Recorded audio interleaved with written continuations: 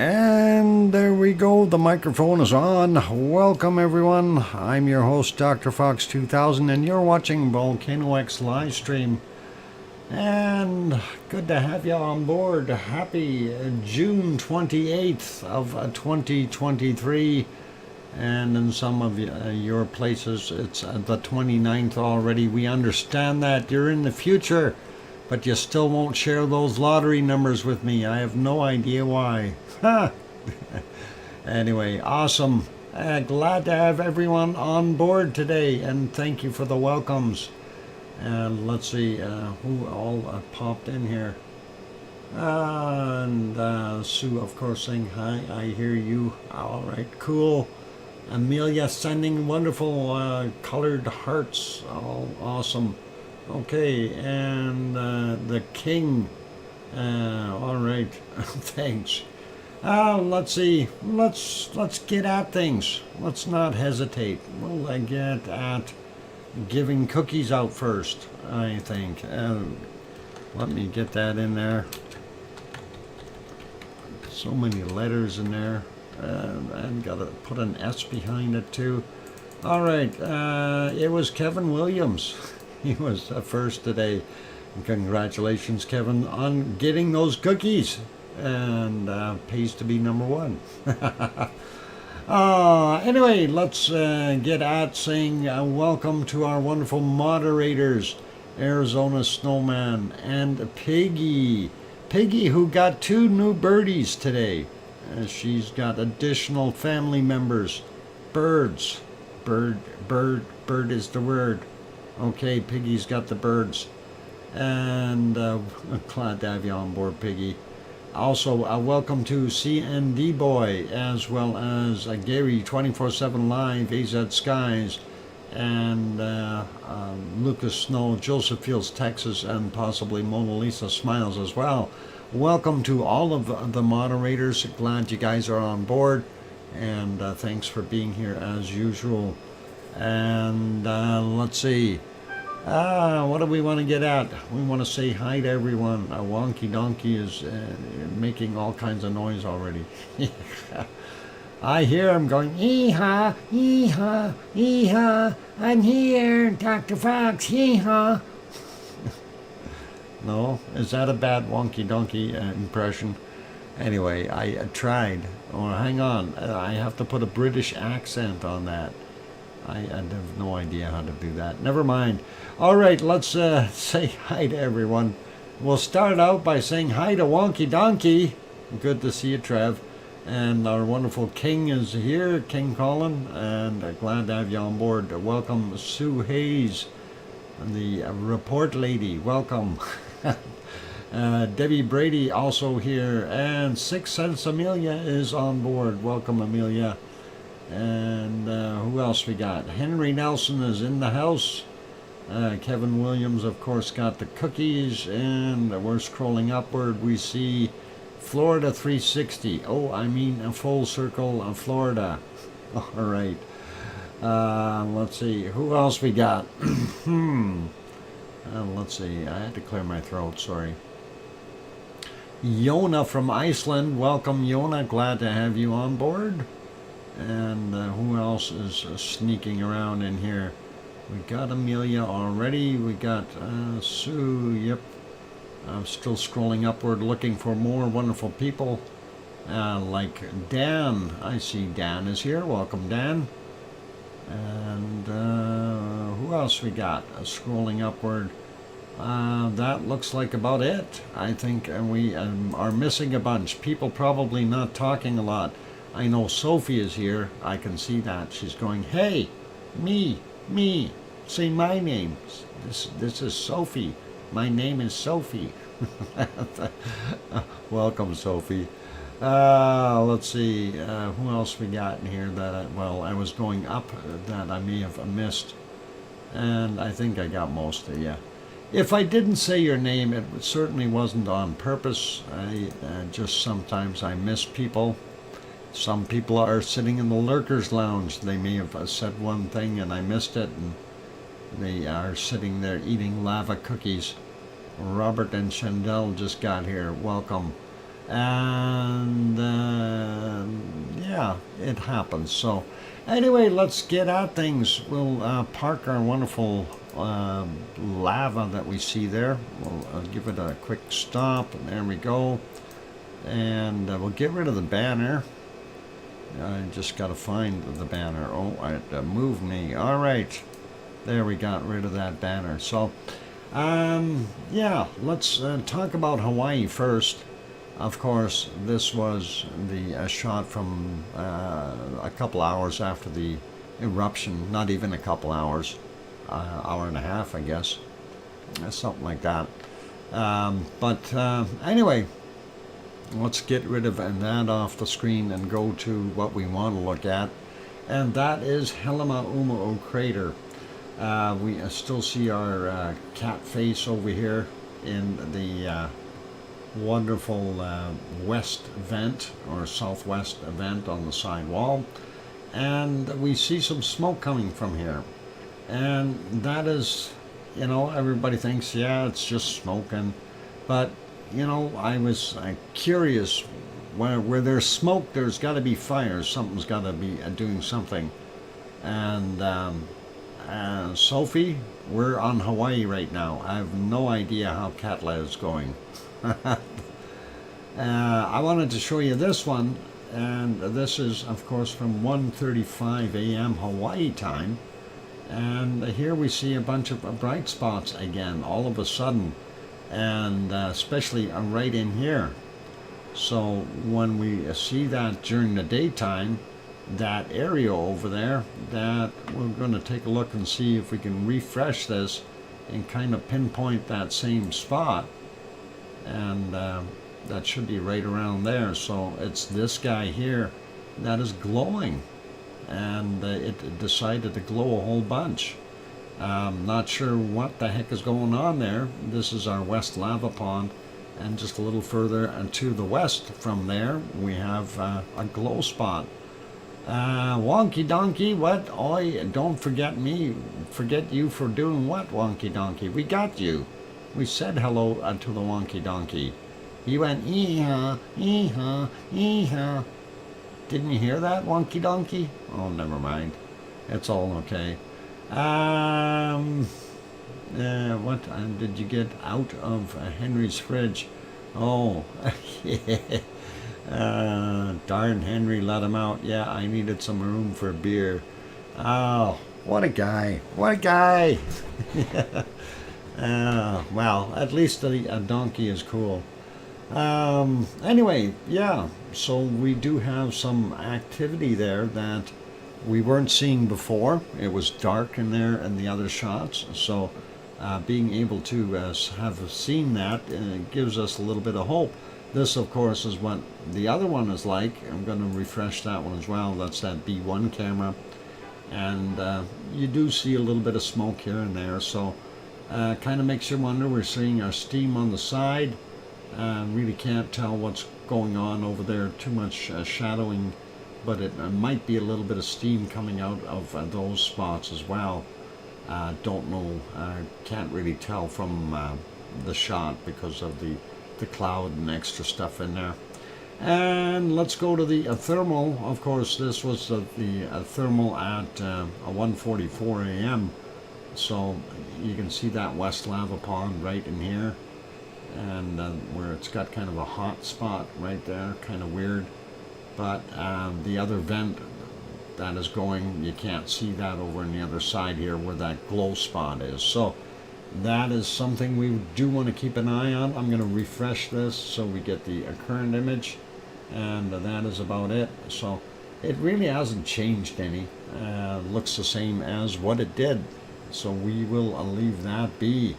So putting it back on here, of course, yeah, looking at this, this is the glow spot, this one. So that's right where the old west vent was, and that's at Hornito that tried to rebuild itself, and really didn't do so well. So that hot spot is continuing to stay hot, and maybe we'll see something come out of it. You never know. You never know. Anyway, let's leave this wonderful Hawaii bee, go from palm trees to micro bushes. I don't know what you want to call it. Wow. At least they're in the capital city of Reykjavik. They aren't micro bushes, but most of most of Iceland doesn't have trees like this, and that is because they cut them all down way back when. Anyway, looking at what we see there, that is the capital city of Reykjavik, of course. It is 23:22 there, or 22 minutes after 11 p.m.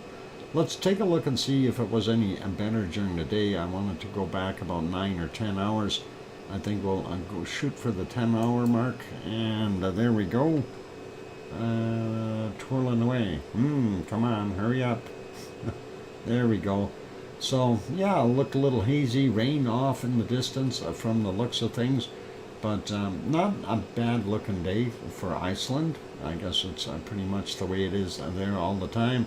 Let's, well, this shot, of course, from the Perlin Center, and the next one will be as well, and the next one is just off to the left-hand side of this view. So let's make this one small and the next one bigger and see what we got going on there. So, yep, and there's the regional airport. Visibility fairly low because of all that low-hanging cloud. You can see some, looks like rain over here in this area.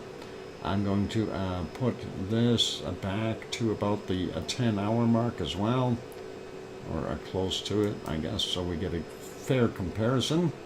And yep, there you can see the material in the clouds. They're kind of just moving over. Looks like it's going to be a poor visibility down at the Reykjanes, the end of the Reykjanes Peninsula, from the looks of what we see there. And again, off in the distance, looks like more stuff coming in. Irish Monk is here, and wow, Irish Monk, thank you kindly. Irish Monk puts in a 10-pack of gift certificates. Thank you, Irish Monk.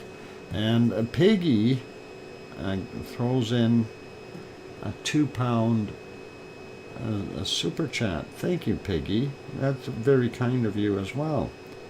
And wow, we got so thank you, Irish Monk, and Ken Wilson and Derek Shave and Colin and JB, as well as Brian.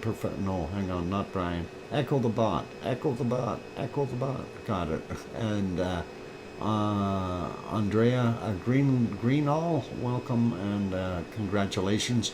I don't see all of them being handed out. Let's see how many. I think it's half of them. 5 of them got handed out. Maybe we'll see a few more there. So if you aren't gifted a membership, or you're not green right now, just scroll up and click on that banner, the membership gift box that is up at the top there, and turn on accept gifts, and then you'll be able to get one too. Dr. Fox, it was from Billy and Lily to say hi. Awesome, Piggy. Well, Billy and Lily are the new little birdies that Piggy has, and one of them is blue and the other one looks yellow. And Valerie Fuller got another one of those memberships. Awesome.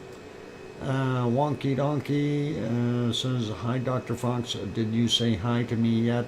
I'm trying my time machine out. Yes, I did. Several times there, Wonky Donkey. And you may have heard it. It was, yee-haw, yee-haw, yee-haw. Something like that. But welcome, Wonky Donkey. Lily is blue and Billy is yellow. Okay, that is awesome, Piggy. And we'll try to get those photos up there later, maybe after bacon seeds. And if you remind me, I'll definitely give it a whirl. All right, so let's get at a little bit more of this. So this was 10 hours ago from the view from the Perlin Center down to the local airport, if you will. And let's go on to our next shot. This is the Reykjanes Peninsula out by the lighthouse right now. And of course you can see that steam geyser flowing off to the, I guess, southeast direction wise, and that is pretty awesome. And we like that. It keeps it nice and low. You kind of see the houses out there from Grindavik, at least the lighter area, and that's where they are.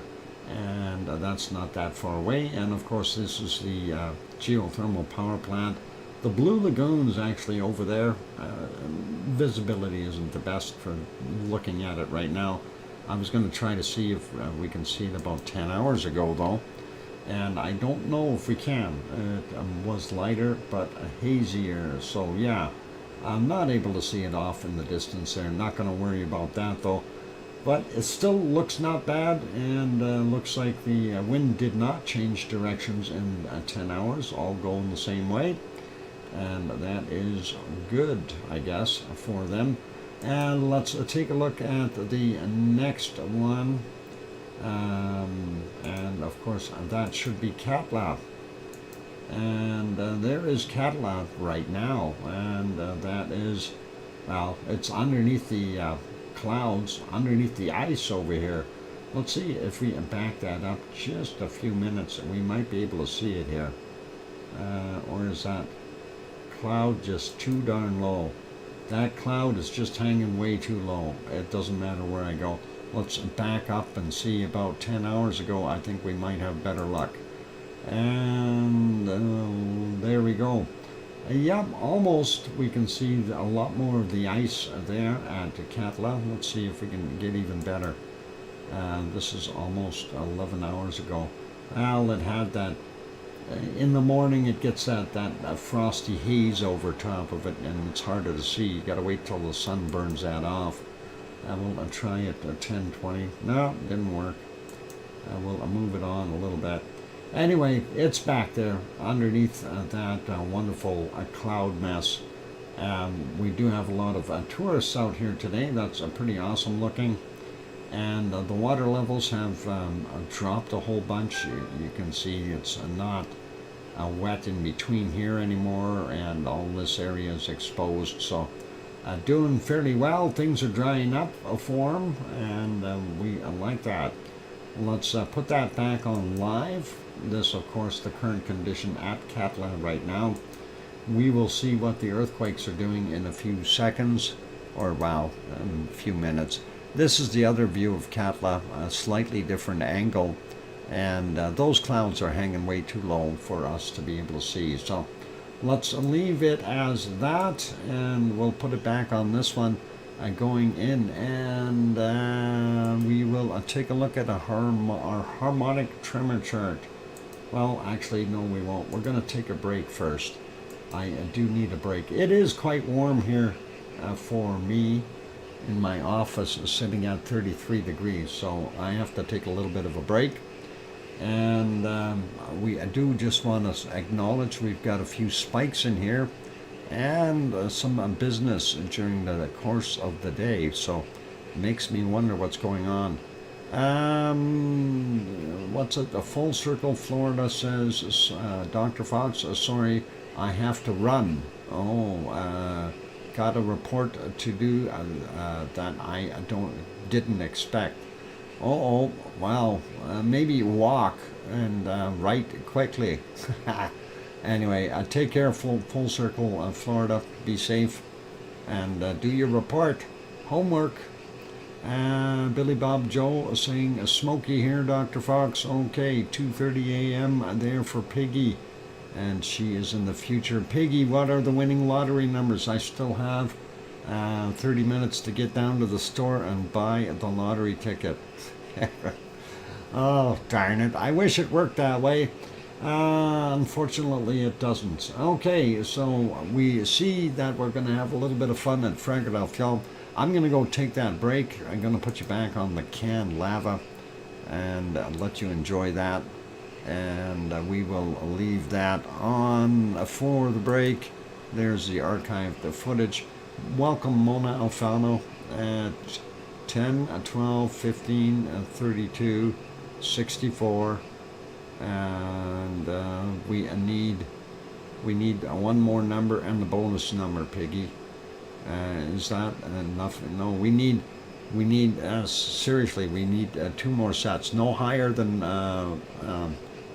49 though. It's 649. No higher than 49 for tonight's numbers. Anyway, that's all good. I'm going to go take that break. Don't go away. Keep smiling. Hit that like button if you haven't done that yet. And subscribe if you haven't subscribed yet. I'll be back in 5 or 6 or 7 minutes. Thanks.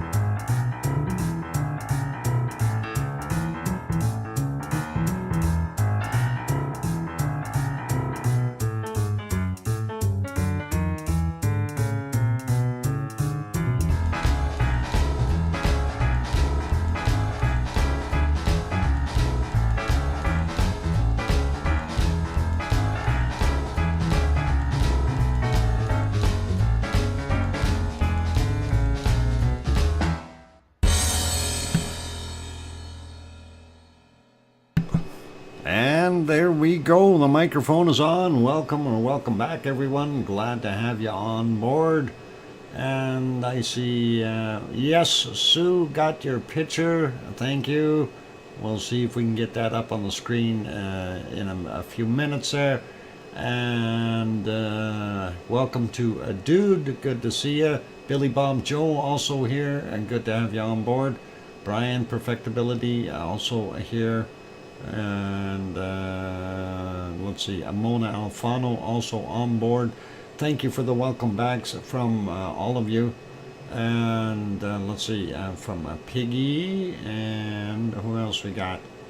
CND Boy is here, welcome. And Mona Alfano and Chandel, as well as Sue saying welcome back. Thanks, everyone.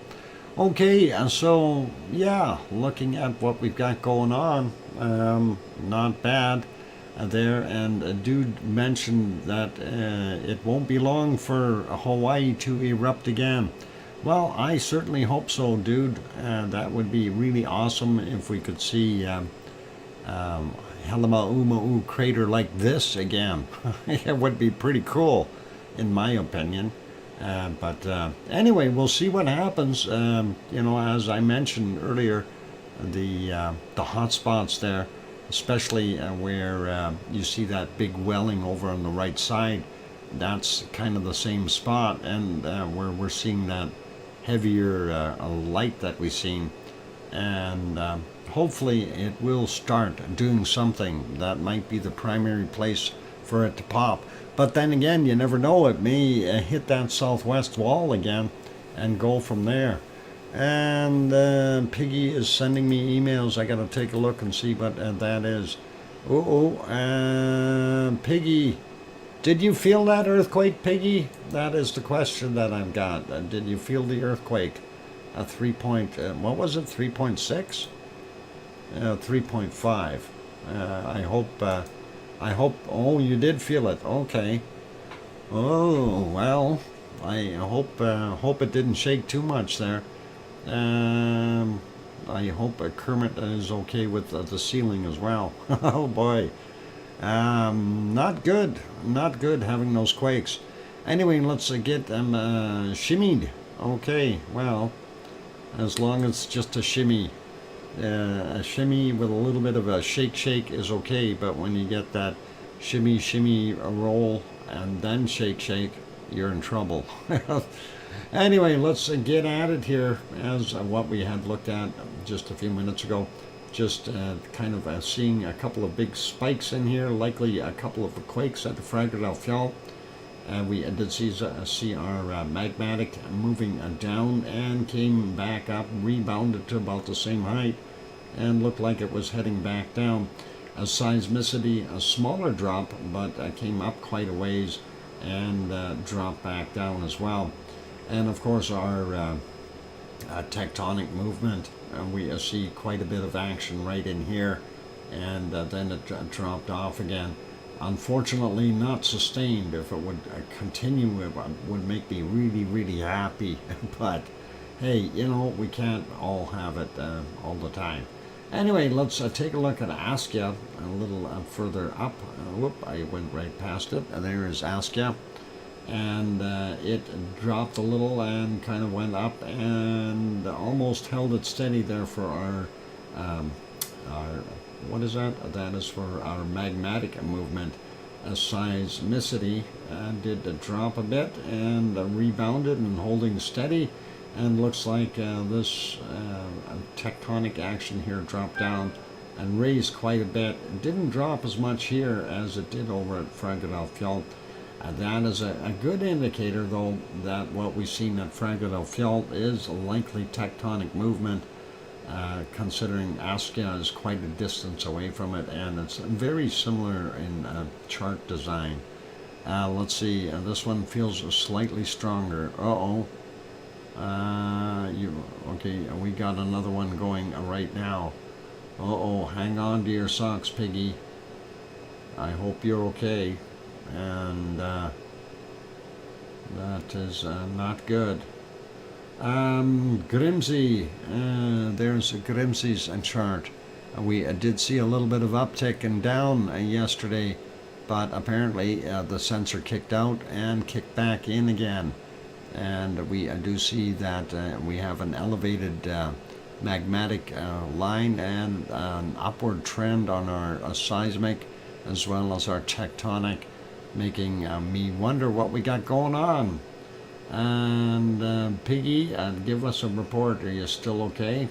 That is kind of important for us. I hope you're all right. Looking at Grindavik, of course, that is to the southwest of Fagradalfjord, almost the same with its magmatic movement. Seismicity is slightly less, but still there, looking about the same. And of course, we see less of a spike in here. Yeah, so far, all right, Piggy. I hope you don't get any more of those. Where was that one located? Same area for the Turkey border area, or watching lights shining? Okay, all right. Anyway, that is Grindavik and the southwestern area there, just below Fagradalfjord, and we'll take a look at Kristavik being to the northeast of Fagradalfjord. Gives us a pretty good idea of what's going on there. And there is Kristavik, and we see less of a movement in our magmatic here, also less in our seismicity, and less in our tectonic action. So, but we do see those spikes, so that could be very close to the area in between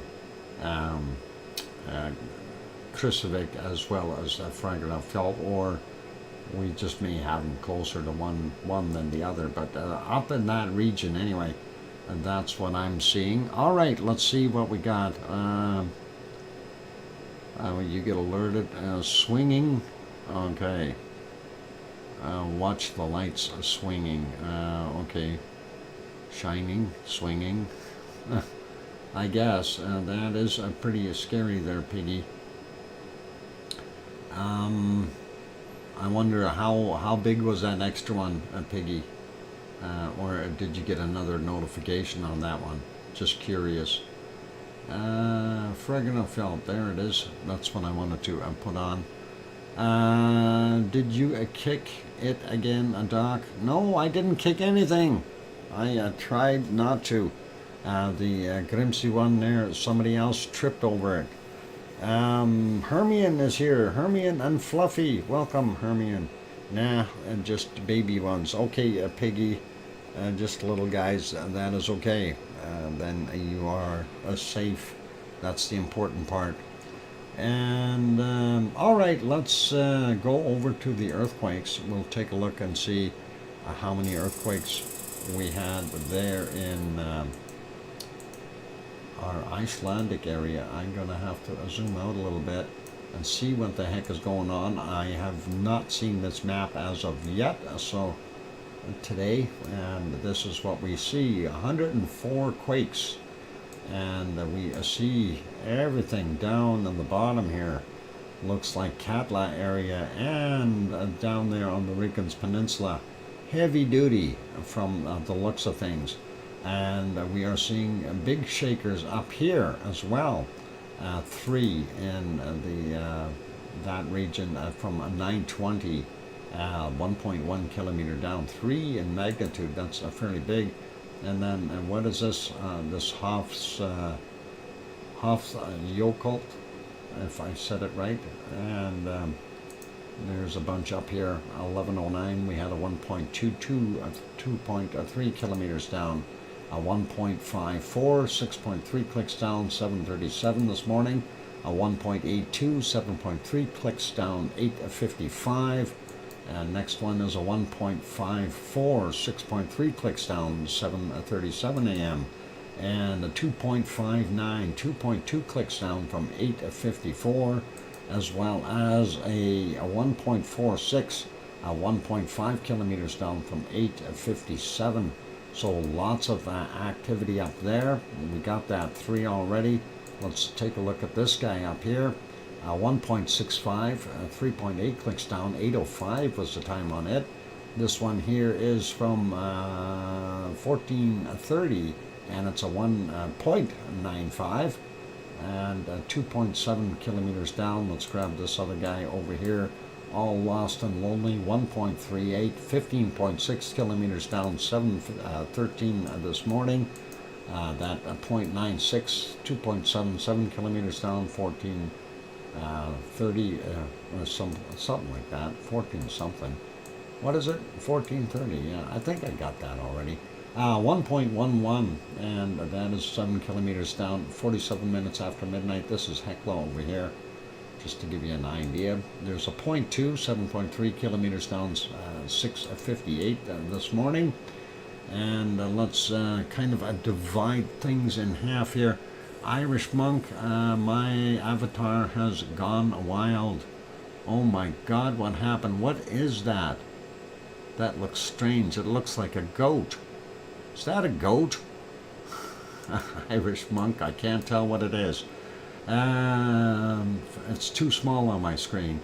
1931, we had a 2.4, 1.4 kilometers down. The other one is a 0.6, if we can get onto it. Right there. No, it doesn't love me. And I'll try that again. No, still doesn't love me. There we go. A 0.6, 5.9 kilometers down, 1916 is the time on it. Next one down here, a 0.46, 135 meters down from 1132. And then we take a look at the stuff around Katla real quick. And it's not just Katla, there's a lot over here in Eyjafjallajökull area. So let's get those, and we'll start out this with this 1.7, 5.2 clicks down, 30 minutes after 2100. This one from 2114, 1.7, 12.2 kilometers down, 1.6, 5.2 kilometers down from 2238. 1.8, 4.8 kilometers down, 2102, and then we've got 1.7, 5.2 kilometers down, 2300, and from 1817, a 1.3 in magnitude, 5.2 kilometers down, and a 1.9, 5.5 kilometers down from 1827. Let's go grab the stuff right in the caldera first. This is Katla's caldera, and that is 0.61, 135 meters down, 3:57 a.m., 1.1, 5.2 kilometers down, and that is from 1849. Next one is from 709, 0.93, 270 meters down. And here we've got a 0.58, 6.6 kilometers down, and that is from 6:19 a.m. 0.5, 4.2 kilometers down, 1640, and a 0.8, 5.2 clicks down at 1619. Going up a little bit more, let's see what we got here. A 1.7, 5.3 clicks down from 1936. 0.9, 4.2 kilometers down, 1748. This one is a 0.9, 5.2 kilometers down, 1951. A 0.3, 5.2 clicks down, 1931. 1.2, 2.6 kilometers down, 1829. This one, 7:21. Yeah, 7:21 a.m. 0.1, 5.2 clicks down. 0.6, 5.2 kilometers down, and that is at 1934. This one is from 2003, a 1.4, 5.2 kilometers down. Next one from 1631, magnitude 1.3, 5.2 kilometers down, and 1.2, 5.2 kilometers down from 2008. That gives you a pretty good idea what those are doing. Let's have a look at this guy here. That is from 1132, 0.46, 135 meters down. I think we got those. Never mind. All right, we got all those covered.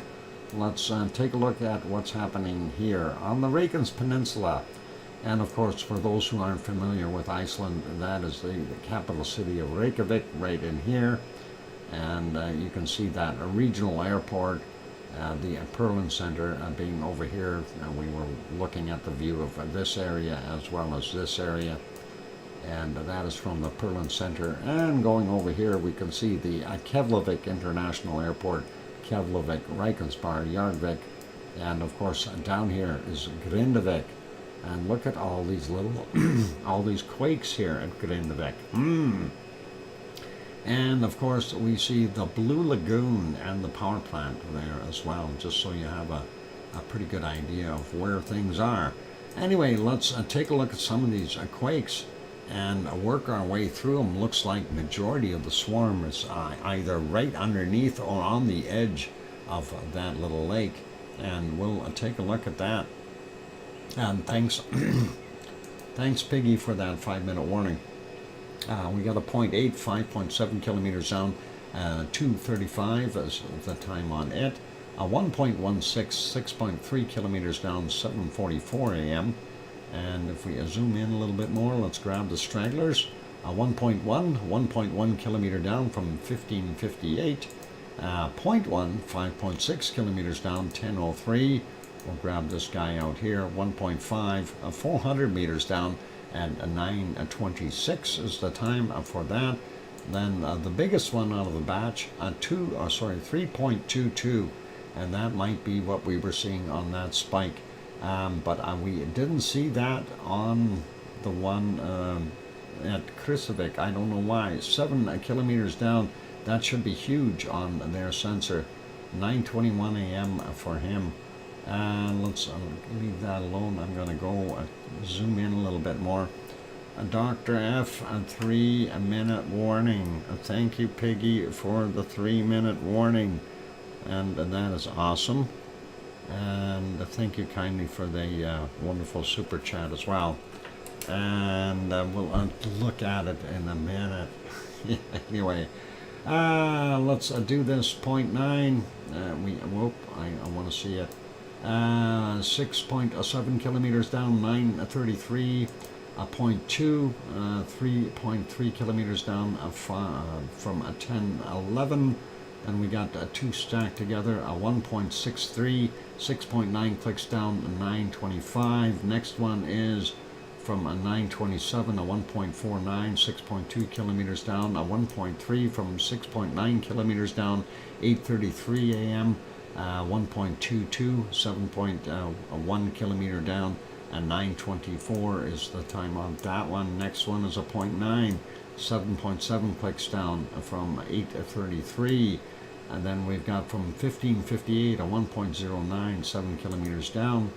Next is a 1.48 in magnitude, 7 kilometers down. 9:48 is the time on it. 1.05, 7.8 clicks down, and that is 9:22 for a time on it. So that's the top row. Let's look at the bottom stuff here. 1.17, 6.2 clicks down. And what I'm looking for is that depth to change a little bit.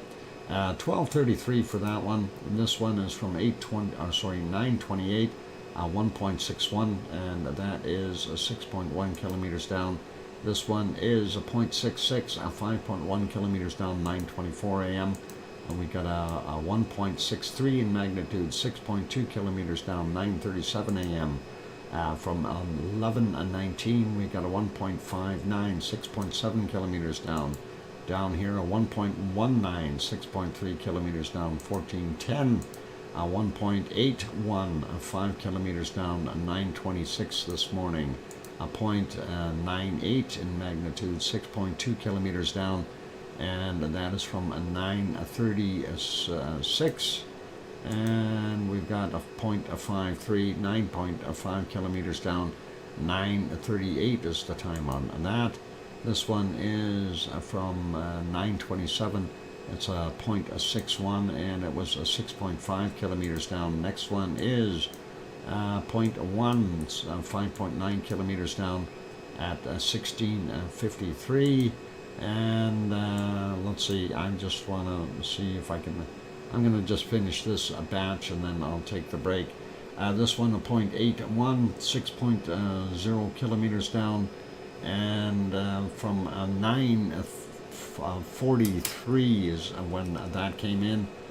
We got a 0.77 down here from 9:30, 6.3 kilometers down, 1.08, 6.4 clicks down from 9:29. Next one is a 0.86, 7 kilometers down, 9:23 is the time on that. And a 0.47, 6.9 kilometers down, 9:24. And a 1.59, 7.1 kilometers down, 9:21. And that is on that side of the road, so that's where we are going to stop for right now. We will come back after the break, after all the bacon seeds. We'll take a look at what's going on here in Erupción, and we'll catch the other end of the island. Thank you very much, Irish Monk, for not all piggies are for the plate. Irish Monk, that is a very, very good thing to say. Irish Monk, and I think you saved your own bacon. Yeah. I know, bad humor. Thank you very kindly, though. 1177, that is awesome. All right, so let's leave those quakes there. There are quite a few. 19th midlife crisis, Grandma B. Yeah, that is all good. Grandma B throws in a $2 super chat as well. Thank you very kindly, Grandma B. I'm writing it down. B, there we go. And that is very cool. Thank you very kindly. And definitely appreciate all the super chats and the support. And that is really, really awesome. He's going to send me that. The hat will suit me better. Oh, boy. Okay, let's put you back on that lovely canned lava and let you watch that while I go take a break. Of course, after the break, we are going to have bacon seeds, then the secret volcano, and Piggy will remind me that we want to see some birds. Billy Bob Joe throws in a $2 super chat too. I'm going to write that down. Billy Bob Joe, and throws in $2 super chat. Awesome. Thank you, Billy Bob Joe. Appreciate that. Really, I do. All right, break time. Here comes some music. Hit the like button if you haven't done that yet. Also, if you haven't subscribed yet, consider subscribing if you're enjoying the show. On that friendly note, I'm your host, DrFox2000. I'll be back in a few minutes after the break.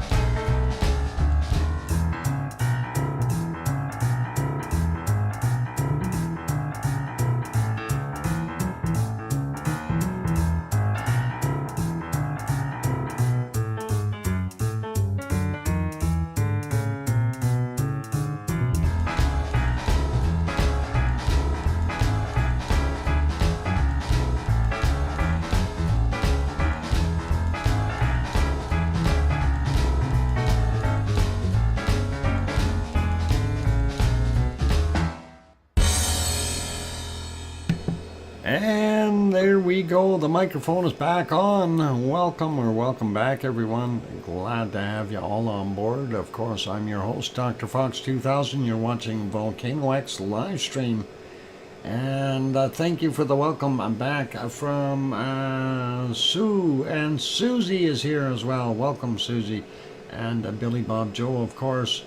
And thank you, Piggy, for the welcome back, as well as Henry Nelson. I also see Kathy is in here. Aloha, Kathy. And I thought I seen a couple other people that snuck in the door. We got Susie, we got Kathy. Who else snuck in here without me seeing them? We got Grandma B. There we go. Not sure who else got in here. We did get those. And thank you for the super chats from Grandma B and Billy Bob Joe as well, just so they do get acknowledged. And of course our wonderful Irish monk with not all piggies are for the plate. Thank you, Irish monk. And all right, so I did say we would look at the bacon seeds, so let's go do that. We're going to park this. We'll get over to bacon seeds and see what our wonderful piggy has sent us today. And I still like that kind of picture. Anyway, let's see. There's a piggy sending. And let's see what we got. Ooh, we got this guy looking at it going, huh? What are you doing? Taking pictures. That is pretty awesome. Next one is this one. Oh, quiet on the set. Quiet on the set. They are sleeping. Little ones, little tiny little baby ones. They are having a nap. That is awesome. Yep, be very, very quiet. How does he say it? Be very, very quiet. Okay, that is good. All right, next one is got a little bit of bling happening. A little one that doesn't really want to step on those pearls because he's never walked on pearls before. It's a tough life.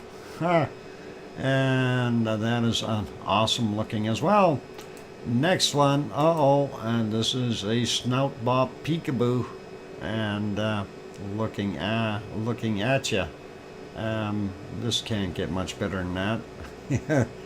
I like that picture. That is really neat. He's got his snout pressed up against the edge of the container that he's in with all those balls. That is cool, and having probably a good time. Just needs somebody to play with, that's all. It's always fun with somebody else. All right, we'll move on to the next bacon seed. Here's another one that's out playing, and that is pretty cool. He's got some a ride-em horsey of some sort, and some balls and all kinds of things in the background there to play with. Very, very cute. And let's see what our next one looks like. Oh, another smiley, a little fuzzy guy under the heat lamp, looking at the camera and smiling. And you know, you gotta really enjoy those when you see an animal like that. You know he's not stressed, he's feeling good, he's got a smile on his face, and that is, to me, that is just great to see. Next bacon seed is this one. Here's another one with a smile. Wow, these guys are all smiley today. What is going on? And nice to see that guy too. Real fuzz ball. Well, he did comb his hair this morning though, so we can't blame him. His eyelashes or eyebrow hairs are a little long, but hey, it is what it is. Okay. Here's another one, another smile. I think the theme today was smiling. That's more like a grin though, if you ask me. And Snout Bopper is ready. That is pretty awesome. Let's get to our next one. And what happened to him? I don't know if he's turning into... Oh wait, is that a donkey? Where is Wonky Donkey? A wonky donkey, is that you on the screen? Oh, I think what a smile a day keeps the doctor away, keeps the doctor away. Yeah, this a wonky donkey. Yeah, it's a wonky pig. I'm thinking that is somebody trying to impersonate a wonky donkey. I'm not sure what's going on, but I'm going to leave that alone. Shh, I'm tricking him to a pin. Oh, is that it, a piggy? I get it now. All right, I'll keep it hush. Awesome. And the next shot, of course, is another smile. Hi all, I'm back from my off-leash walk in the woods. Oh, Pepper let you off-leash this time. Pepper is so good to me. Oh, did she let you run loose and wild? Did you at least stay on the paths, or did she allow you to go in the woods? I know she makes you stay on the path all the time. That's kind of a rotten. Anyway, this is our last bacon seed, so that is awesome, and a big smile on that one.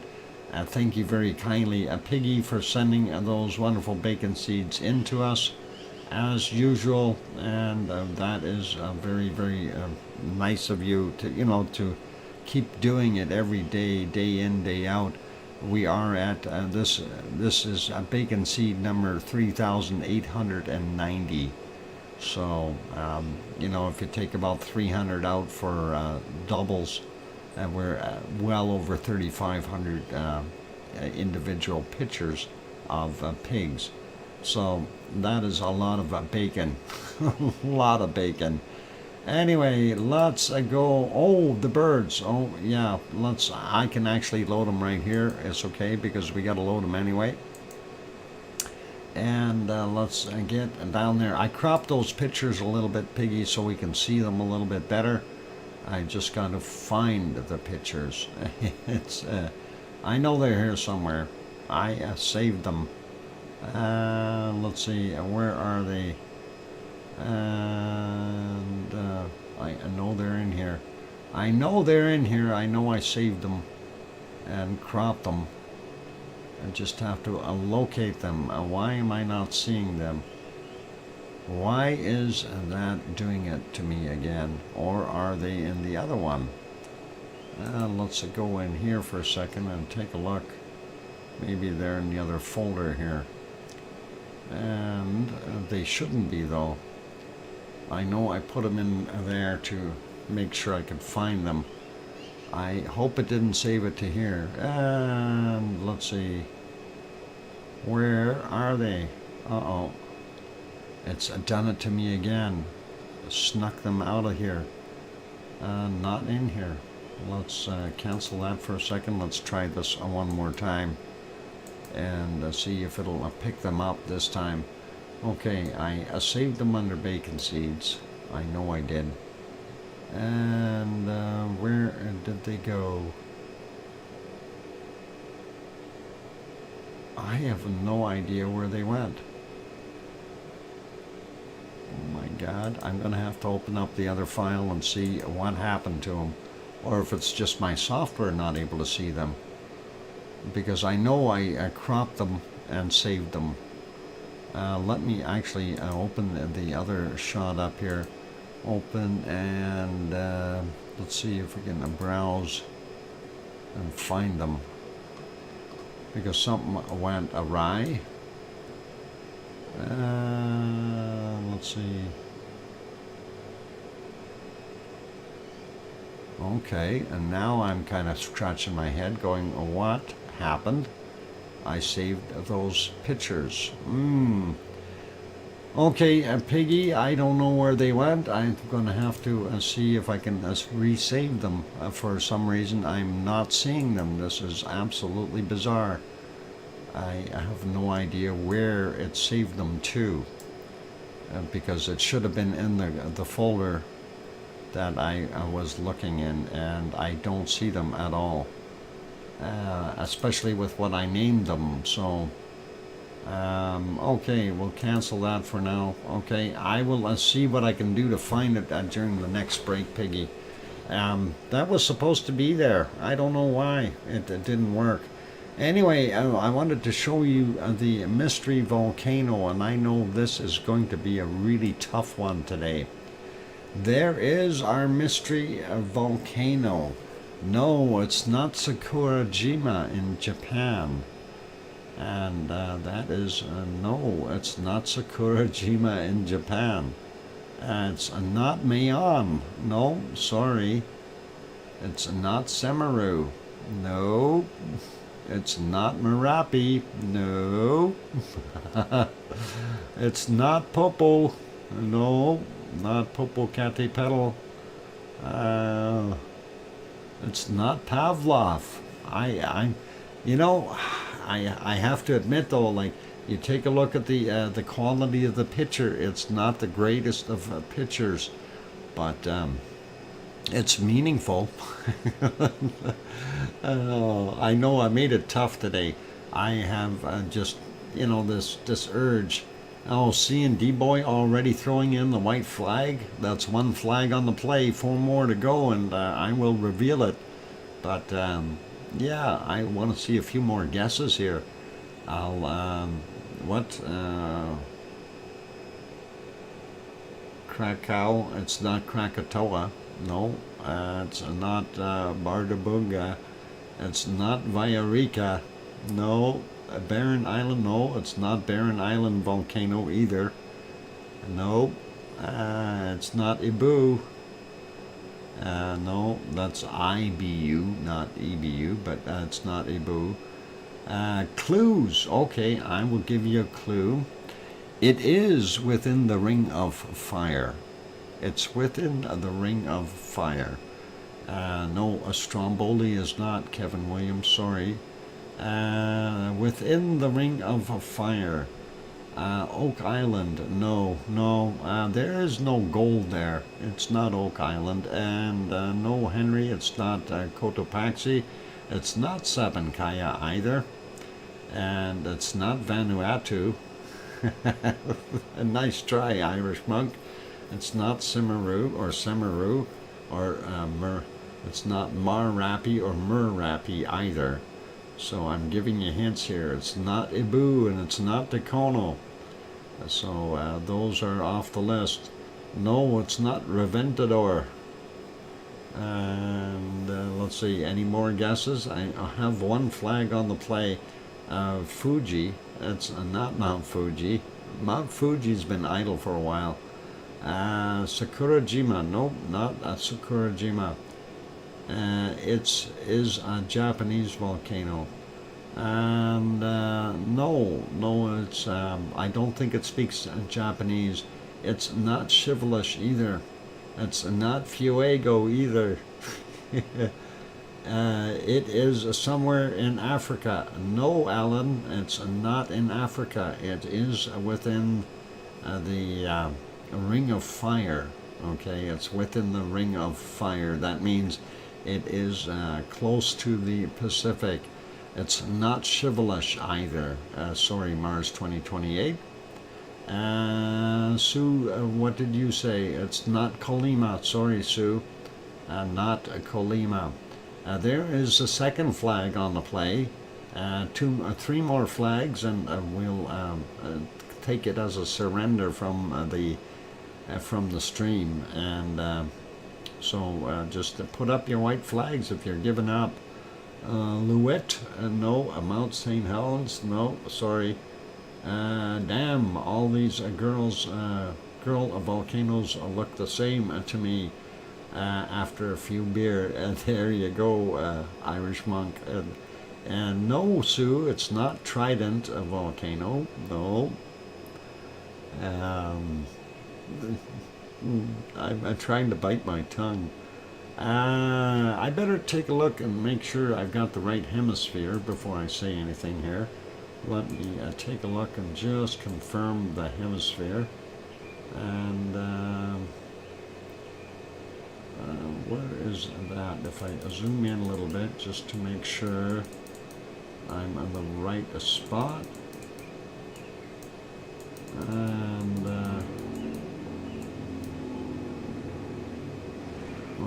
and that's not the right volcano. Where is it? I was on it. Oh, okay, it's down there, so I gotta double check the other map, and I just want to make sure I'm on the right spot, so I tell no lies. Let's see if we zoom in a little bit, and I'm trying to tell you whether it's north or south of the equator, and it is a little tough, but I will tell you that it is, well, it's south of the equator for sure. There's no problem there, but I'll give you another little hint, and it is north of our next major line, a Tropic of Capricorn. It is north of Capricorn and south of the equator. It's not Yasur, sorry, and it's not Asama. And did we get any more flags? I see the third one on the play. And it's not Mount St. Pepper. It's not Tanaga and Algera, and not Marapi, and not Tashiyama. Sorry, and none of those. It's a Yellowstone one. No, definitely not. I've given you a big hint there, you guys. And we're waiting. It's not Ubanas. Sorry. We have 3 flags on the play. We need 2 more white flags if you are giving in. And we will definitely adhere to those. It is not ASO, sorry. Definitely not ASO. And we have it lined up here on the volcano map, so you guys can see it in all its glory. Once you give up or guess. There's 4 white flags on the field. 1 more white flag, and I will reveal the name of the volcano. And who was that masked man? Is it in South India? No, it's not southern India, sorry. It's not in India. Okay. No, it's not Marapi either. They're Mars 2028. And I just need 1 more flag on the play, and then we're good, you guys. So I will be happy to reveal it. I know it's a tough one today, and I know that I think I have won today. Bagana? No, sorry, not Bagana. It's not Sangay either. And I've given you a very narrow stretch, but I know there's a lot of volcanoes between the 2 lines, so it's pretty tough. Still waiting for that extra one, 2 minutes to break time. No, it's not Luoltolak either, Sue. Nice guess, though. Oh, there's a flag number 5. That's it. Flag number 5 is on the play, and that means the audience has surrendered. The audience has surrendered. 3 in the towel. Okay, throw in the towel. Yep, they did. So, you guys are probably going to go, huh? But this is Canlaon. It's a Canlaon in the Philippines. And Canlaon is, it's not Krakatoa, sorry, Supartan? No, this is a Canlaon in the Philippines. And there it is, Canlaon. And we will zoom out so you can see it a little bit better. Its location, and it is yellow right now. And up here is a Mayon, there's Bulasan, there's a Canlaon, and there is a Taal. It is in the Philippines, and definitely never would have guessed. There you go. Didn't know that one. Oh, okay. Well, I've mentioned it a few times, and I'm happy I won today. Yay! All right. It's break time again, though. Let's do that. I'm going to take that break. I'm going to leave this. That's why I had to check the map. I wanted to make sure I'm in the right spot. There's your equator. And, of course, I had to double check and make sure that... oh, hang on. I did do it backwards. I said a Tropic of Capricorn. It's a Tropic of Cancer. That's my bad. The equator is down here, right? So almost runs through Singapore. And I misguided you a little bit, but still, it is there, and that is what we've got. So all good. It's nobody guessed it. Slinks away, muttering at Dr. Fox. Okay, don't slink away. You're all right. Yeah, that sneaky fox. Anyway, that is a nice looking volcano, and I was trying to tell you it's an older picture. Oh, let's leave that be and get back to some lava. Nice fox trickery I call a foul. Yeah, foul? You want a foul? I don't know if we've got enough. Hang on, a piggy has some. I'll try to dig those up during the break. I'll resave them. I had been thinking about rounding Australia, but I didn't want to say for sure. Okay, no worries.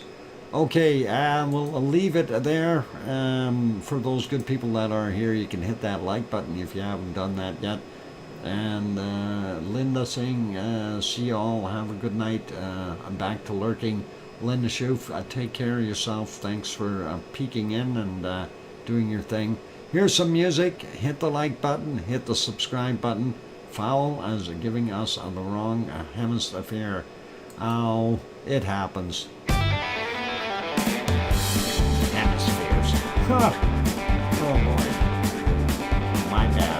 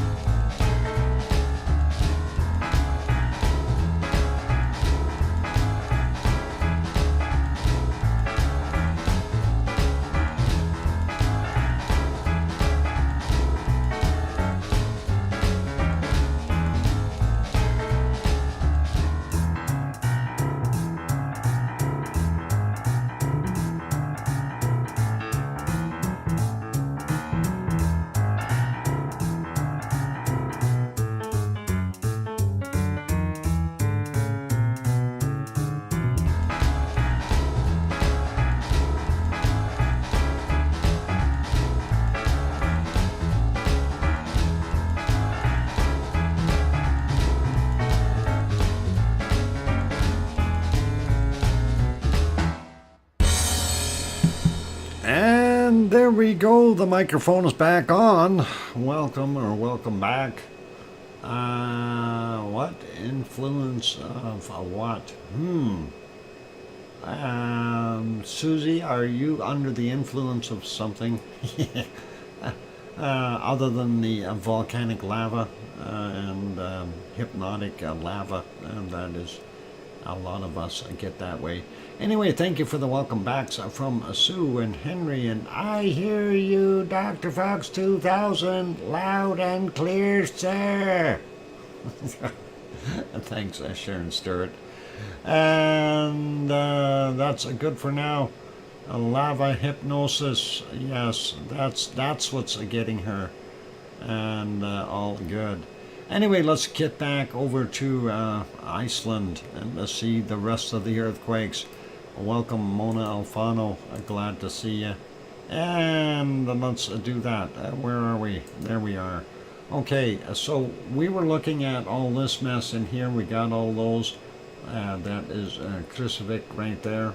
So let's take a look at these little guys. 1.52, 4.8 kilometers down, 21 minutes after 10 a.m. 0.81, 5 kilometers down, and 10:23. Maybe I'm under the influence of something. I don't know. Boy, oh boy, this dyslexia is getting me. 1.21, 6 kilometers down, 10:47. And let's move over a little bit more. Let's see what's happening in Fagradalfjall. Of course, that is the outline for Fagradalfjall's area. We do see some spikes in there. And since we did have our seismometers turned on here, where is it? There we go. We can see why we got that big spike. And there's the sensor there, and here we've got these quakes very close to it. So this one here is 0.62, 4.9 kilometers down from 6:04 a.m. The other one beside it, 0.95, 5.4 kilometers down, 3:27 a.m. and 16 minutes after 2 p.m. or 14:16, 0.88 at 5.8 kilometers down. This one is a 0.84, 9.707 kilometers down from 2:28, and the next one is a 0.55, 5.2 kilometers down from 12:29. And looking a little bit further, so that's in our Fagradalfjall area, and we'll take a look at this little stuff right down here by the radio towers. They are all small little tiny tremors. And we'll just take a look at a few of them. 0.38, 1.7 clicks down. There's that dyslexia again. 2:26 this morning for that one. A very small 0.09, 1.3 kilometers down, 45 minutes after midnight. This one is a 0.16, 2 kilometers down, and at 1:11 a.m. There we go. 3:36 in the morning, 0.4, 2.7 clicks down, 0.34, 2.3 kilometers down from 3:47, and 8:04 a.m. we had a 0.65, 2.9 kilometers down, and this one 2.6 kilometers down for a 0.12, and that is at 1:13 a.m. Those are very shallow. I hope nothing is going to pop in this area. That would be really, really not good. That's too close to town, and of course that would take out the radio towers if we did have an eruption right there. Not a good place. No buffering here. Who's buffering? Why are you buffering? Don't buffer. That is not good for you. Anyway, let's leave those alone. I think we may have missed this one way up here. And that is a 1.38, 15.6 kilometers down, 7:13 was the time on that. We got all these other ones, so let's carry on over here and see what we've got over at Grimsvatn. We have a 0.4, 1.1 kilometer down, and that is from 1456. Next one is a 1.31, 6.6 kilometers down, 8:35 this morning. 1.79, 7.2 kilometers down, 8:46. And I think that is it. So yeah, we got that one. All right, so that is those three over there. We do have one up here, a fresh one, 22 minutes after the new midnight, a 0.5, 1.1 kilometer down, nothing right around Bardabunga. We'll move on up, getting a little closer to Askia. We see a 0.64, 8.4 kilometers down, 6:41. And the ones right in the business circle, right underneath the lake, 4.7 kilometers down for a 0.44 from 15 minutes after 10 a.m. The other one is a 0.87, 3.5 kilometers down, 2:41 this morning. And a 0.4, 5.2 kilometers down, 22:10 is the time on that. Over at Herdebreit, we only have one, a 0.56, 3.8 kilometers down, 12:44 was the time on that. Moving up a little bit more, we see a 0.16, 9.3 clicks down, 7:31 is the time on him. 0.08, 3.8 clicks down, 11:21. 1.5 over here in looks like in the fjord, and 7.2 kilometers down, 17:12 is the time for that. We'll grab this one, 1.07, 7.1 kilometers down, and that is 3:29 a.m. Next one is a 1.1, 5.5 kilometers down, 14:20 is the time on him. And let's see what these two are. 0.51, 1.1 kilometer down from 1:32 a.m. and another 0.55, 3.9 kilometers down, 1:33 this morning. That is your earthquakes, all 108 that we had, but that has been reduced. Or is this a new one? No, that's not new. That's older, I think. Okay. Yeah, it is. I was thinking that we might have had another 3 in there, but that is the only one. So lots of business everywhere, and you know, the stuff over here at Katla and Eyjafjallajökull a little bit deep this time around. I have to take my evening walk, kids. I'll be listening. Be back later, Doc. All right, Billy Bob Joe, you have a good walk and take care of yourself, and go easy, young man. And let's leave this be. We'll move over to our next place, and of course that is there at the Azores, and not very good visibility. We don't see any of the lights of Pico Island. We do see some moonlight on the ocean, but not much else. We do have well, we are on the island of São Jorge, or São Jorge, if you want to say it in Portuguese. And there's the village, and of course that is the harbor all lit up, or one of them, and one of the villages on the island. The next shot is what we have of the cove. Normally we see that camera moving. It's stopped right at midnight. We do see a little bit of white water there. The ocean was fairly rough. I did check during the day. It was not very nice. And let's see if I refresh this, if it'll fix it a little bit. And there we go. Yeah, nothing new for on São Jorge. So let's go take a look at the other map. I'm going to actually refresh that as well. We did have a few in there, and I want to make sure we got them all. Making that a little bit bigger. We do have a little bit of a swarm. There's a Fayal Island, that's a Pico Island, there's a São Jorge, and this is a bunch of them right in here. Whoop, let's get rid of the commercial. Those bug me. Zooming in a little bit, there we have a 1 hour and 52 minutes ago, up 1.9, and that is 4.4 kilometers down. 22:51 was the time on it. 21 hours ago, 2.3 surface quake from 4:02 a.m. This one 17 hours ago, 2.3, 3.4 kilometers down, 7:32 this morning. And then we have a 2.0 from 1931 surface quake. This one is a 4.6 kilometers down from a 1930. This one is a 2.0 from a 1747, and a surface quake as well. This one is a 2.2 and happened at 1254, surface quake as well.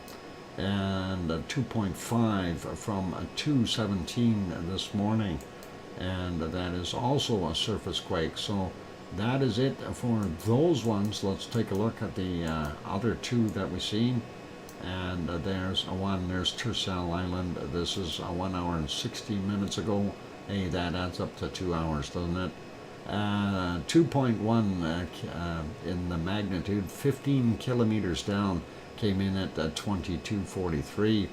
The other one a little further south here towards San Miguel Island, and we look at that one. That is a 2.4, 5 kilometers down, and that was at 20 minutes after midnight. That is new. Yes, that's in the future. It hasn't happened yet for me, but all of you who are over the midnight hour already, you can see it, so all cool. Anyway, that is it for the wonderful Azores, and they are, of course, in the middle of the Atlantic Ocean. There's your Canary Islands down here. This is, of course, Portugal and Spain and France and England and Wales and Scotland up here, and of course Ireland. And when we go over to this side of the pond, we see Newfoundland and Nova Scotia, and Sue waving at us from way over there on the other side. So pretty cool. And then Iceland up in the top here, just so you kind of get your bearings. All right, let's leave that one be. And I should have maybe made that a little bigger. There we go. That'd be easier to see, I think. I hope. Yeah, anyway, that should be all right. The road to Astia is currently closed until it freezes. Oh, come on. We can't even go there till it freezes? I guess that'll only take a couple weeks. Irish monk. Oh, darn it. And all good. Anyway, let's go over to our next view, and that is the very grayish looking Popocatépetl. Let's make that bigger, and there you can see what's going on, or you can't see what's going on. We'll have to back up a bunch of hours. This is about 4 hours and 18 minutes ago, and we'll back up some more here, trying to find some visibility of the volcano. This is 8 hours and 51 minutes ago. There we go. 9:59 a.m. So 10 a.m. basically is when we lost sight of it, or shortly thereafter. We do see it off-gassing or continuing to do its activity, and I'm not sure how heavy it is off-gassing, but we can see it there. It hasn't stopped. So plumes are still coming out, and that is at 8:27 a.m. Moving back a little bit further, and we see a 7:23 a.m. and doing its thing. And if we go all the way back here, I don't know if it'll allow us to get back into the night or add that magic 3 hours. It does sometimes. But that is the view of a Popocatépetl right now, or sorry, back then, 6:55 a.m. Looking actually not that bad. If we go on the fore view shot, that is what it's looking like there right now. And you can see it looks like it's trying to build up some lenticular clouds around it. And this, of course, the camera view is the one that we were seeing, and very obscured. And you can see the billowing coming off of the top of the volcano and going outward. So it is still busy doing its thing, and that gives you a little bit of a better insight as to what we've got there.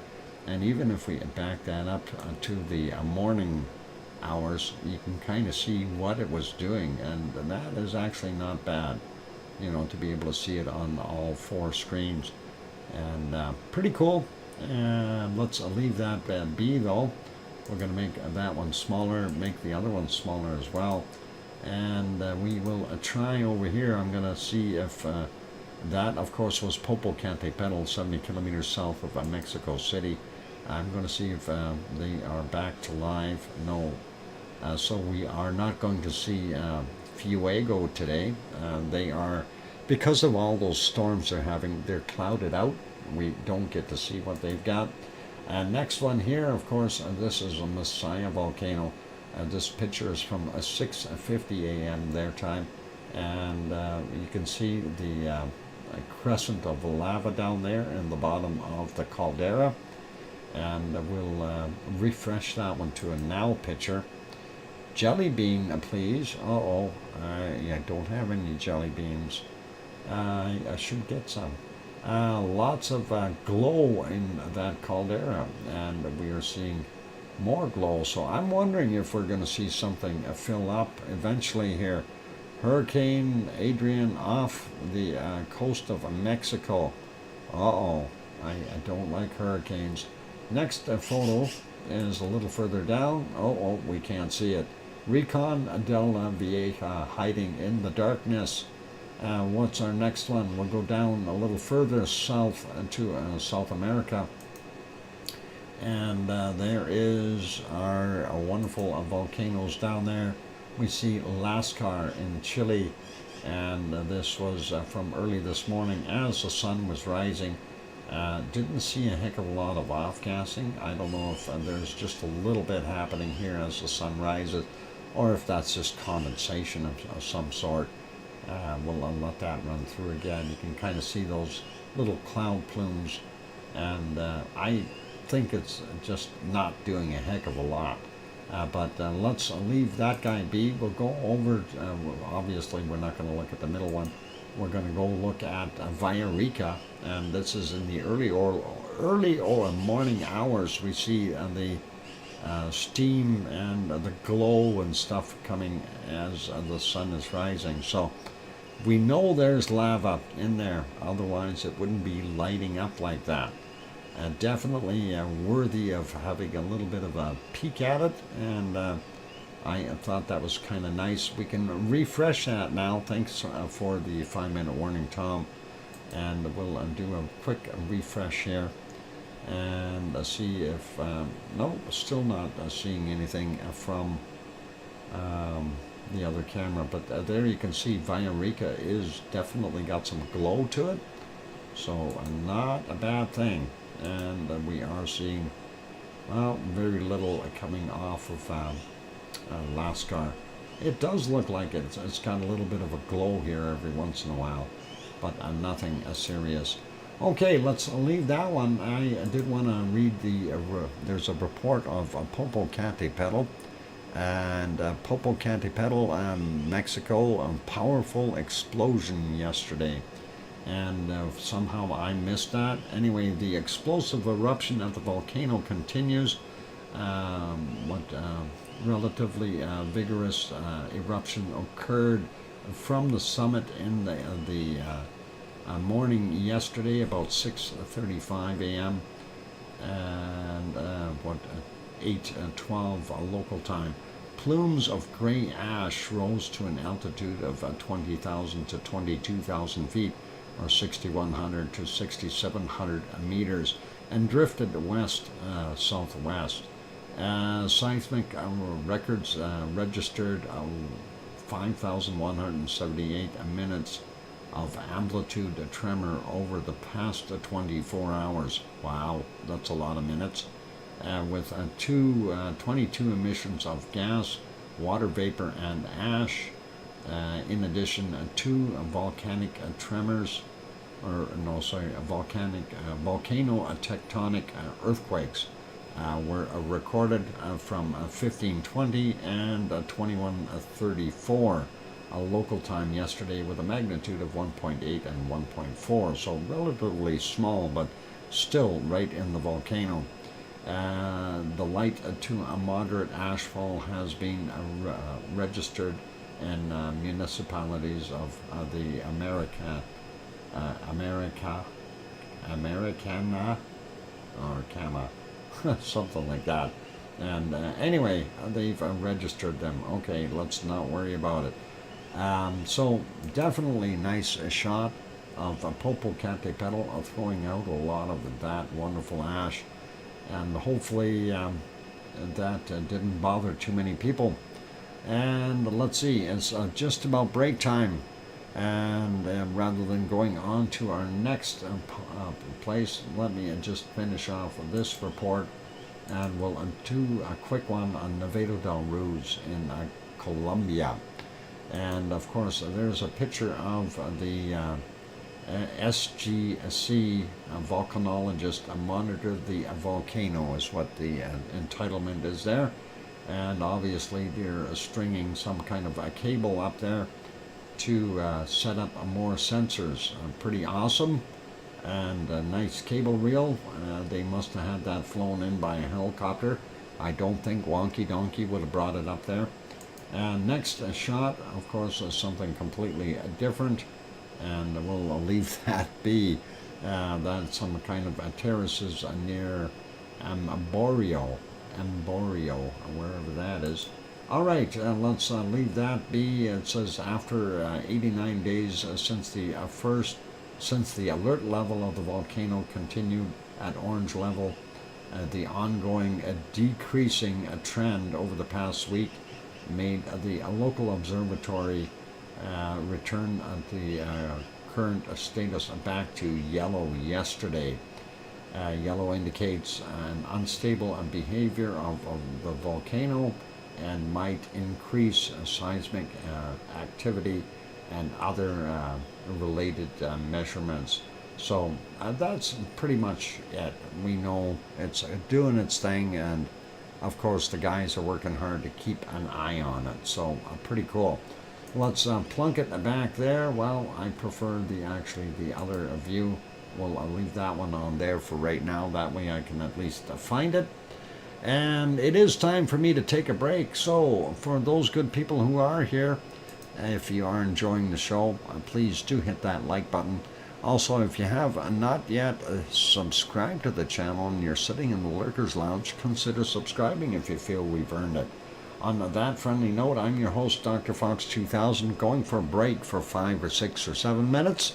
Don't go away, keep smiling, play nice in the lava, and I will be back. Here comes some music. Thanks.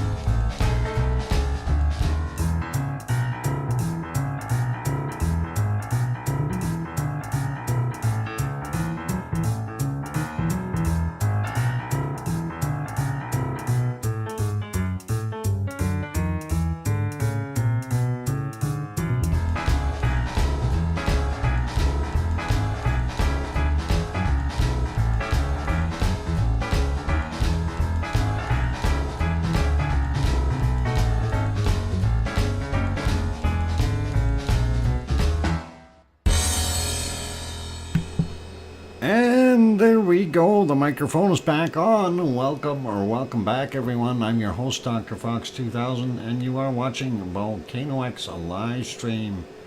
And thank you for the welcome. I'm back there, Sue. And I hear you, Dr. Fox 2000, from our singing Sharon Stewart. Awesome. Anyway, Kathy, you asked, do you still have a smoke there, or smoke still? No, we haven't had any of that bad smoke for a little while, and very happy about that. That hasn't actually, we've had that heavy rain. That seemed to have helped a whole bunch to put out a lot of the local fires, and we have a few up north, but everything else seems to be okay, so I'm happy about that. A little bit better breathing for all of us. Let's get to our next volcano, and thank you, Mona Alfano. That, of course, is Merapi, and some jungle stuff. I have no idea what they're looking at with the jungle picture there. It might be something scary. Oh, let's see if we can square that out just a little. There we go. Not sure.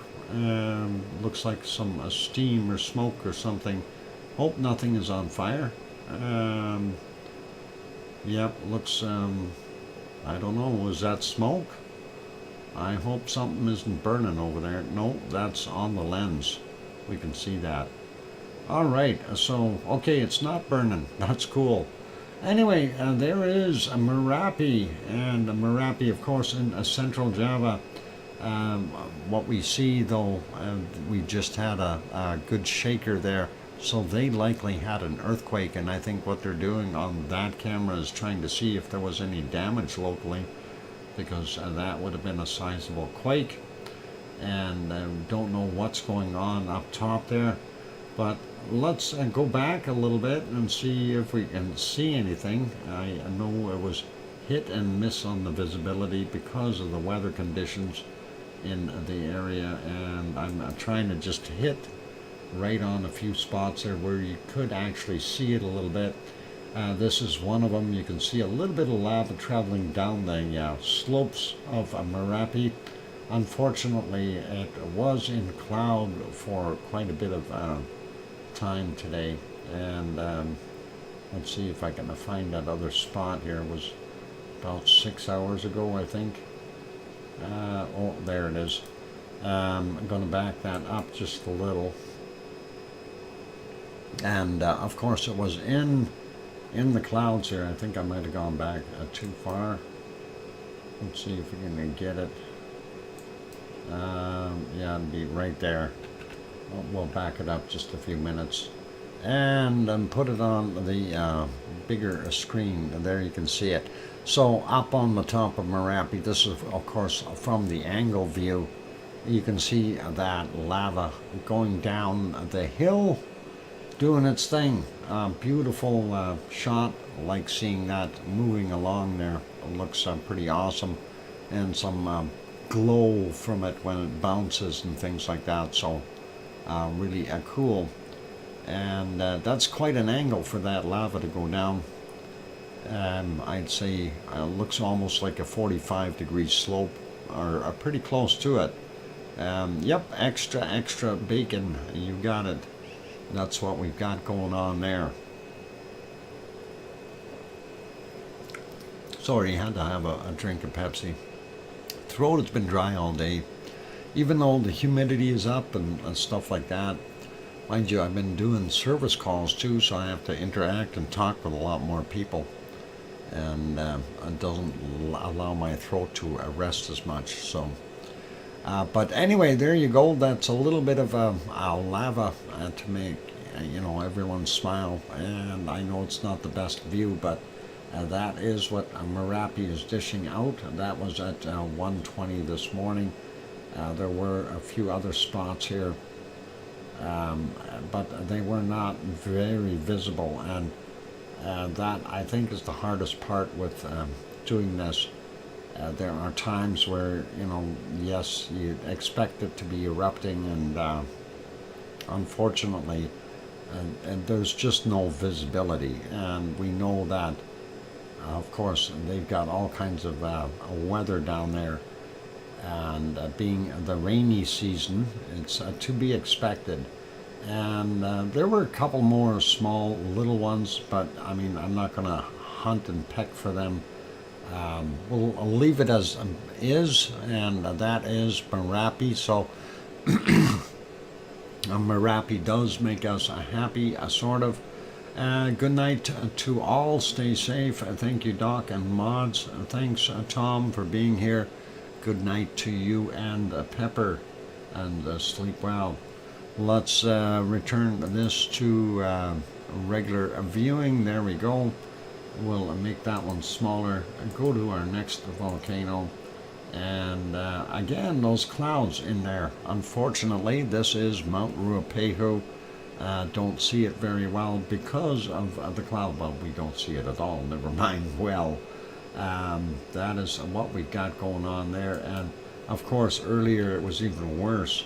Even the visibility, you couldn't even see the mountains in the background. So that's that kind of a day for them there in New Zealand on the North Island, and that is, I think it's drifting northward towards Taupo Lake. We'll see what happens in the future here. Let's reduce that in size, and we'll carry on to the next one. I'm going to refresh. These are, of course, the charts for Taupo, and we'll take a look and see what we've got going on. So, looks like in the last 24 hours we did have a little bit of an uptick and a drop again, and it's rebounding, going back up. Still not anywhere near where I would consider it to be a dangerous issue, but we do see an uptick, and that is always a positive for a volcano watcher. Let's take a look at the other spot. This, of course, a little further to the north on the northern island, and you can see it's just sort of a steady climb up. Nothing really wild. Have I missed bacon seeds? Just woke up. Wonky donkey, you missed bacon seeds again. Why do you do that? You need to get yourself like a timer or something, so you know that you can wake up at the top of the hour and not miss bacon seeds. I don't know why you do that. You missed. Hang on. I gotta show you the one that you really missed. This, hang on, not this one. I think it might have been 2 or 3 ago here. Let's see. No, not that one. Not this one. There. This one. That's one of your relatives there, Wonky Donkey. I don't know if you can tell, but that little fella is going around going, E-R, E-R. Was Semeru the secret volcano? No, it was not. And yeah, that is the one that you missed there, Wonky Donkey. And that is one of your brethren. Anyway, let's leave that be. Go back over here. So, yeah, we're not seeing a heck of a lot of action there at Taupo, but and that's okay. It's better for them to have a rest and quiet there. We want to see what the day looks like, though, and we'll change that view slightly larger there. Yeah, there's those clouds I was talking about. We are unable to see what's going off in the distance, and I was right. They are moving across the lake. The lake, of course, is the caldera for Taupo, and that is a massive lake. So that tells you pretty much how big the caldera is, and it's huge. Anyway, it looks like a lovely day, a little on the breezy side, but that's what they've got, so we'll leave it as that. This shot, of course, courtesy of the Suncourt Hotel and Conference Center there in Taupo. A beautiful view of the lake slash caldera, and when it's not raining, you can actually see Mount Ruapehu in the background here, so or when it's not cloudy or rainy. There we go. It was what?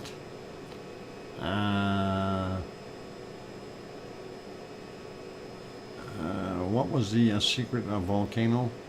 Yeah, Canlaon, Canlaon. can lay on. And that is, it was pretty cool. And of course you missed it. It's okay. We won't hold that against you. Anyway, we'll leave Chalpo be. Looking at the time, we'll put it back on that one, get it back to a normal screen, and we'll go to our next one. And that is our lovely Semeru. The one, oh no, that's not Semeru. What happened there? I'm looking for Semeru. I'm on the wrong screen. There, that'll work. Okay, there is Semeru. I gotta fix the other one up though, because I made it bigger and I didn't want to. There we go. All right, get myself back. And yeah, not anything too crazy going on. That's actually pulled back a few minutes. If we go forward to current time, that is the haze that you see. And if we go back a little bit further, we don't see a heck of a lot at very, very poor conditions. And you know, it's that stormy stuff that's going on there, and all we see is soup basically. So that is something that we have to contend with, unfortunately. So no visibility of Semeru today, and we will leave that a little bit smaller. Next one is Mayon. Now he's done a streaming for today, but let's go back here a little bit and see what it looked like, and we'll give you a better idea. There is the daytime shot. You can see that plume going way up right off the screen, and that is coming off of the top of Mayon, and pretty wild to see that. If we go back a little bit more here, just to see what it looked like earlier in the day. That's kind of the shot that we had. And let's see, that is going into the darkness, and we didn't see not much lava. This is kind of just as twilight is hitting, and you can see some lava coming down the hill, and they're trying to get a focus on it. But clouds, like I say, are really a miserable thing if you have autofocus. Very difficult to tell what's going on. We do see it's taking two paths, straight down and off to the side. So even with that cloud work, we did have a still shot that our wonderful Arizona snowman sent. That was this one from earlier today. And that is pretty close to this point in time from where he captured it. So pretty awesome. We'll leave that be. That is the almost the same shot, and we know it's busy doing its thing, so really cool that way. And of course during the night, I don't think we were able to see much there. You can see some of it.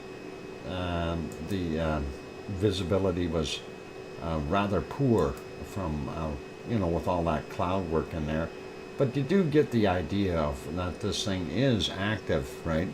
And that is the important part.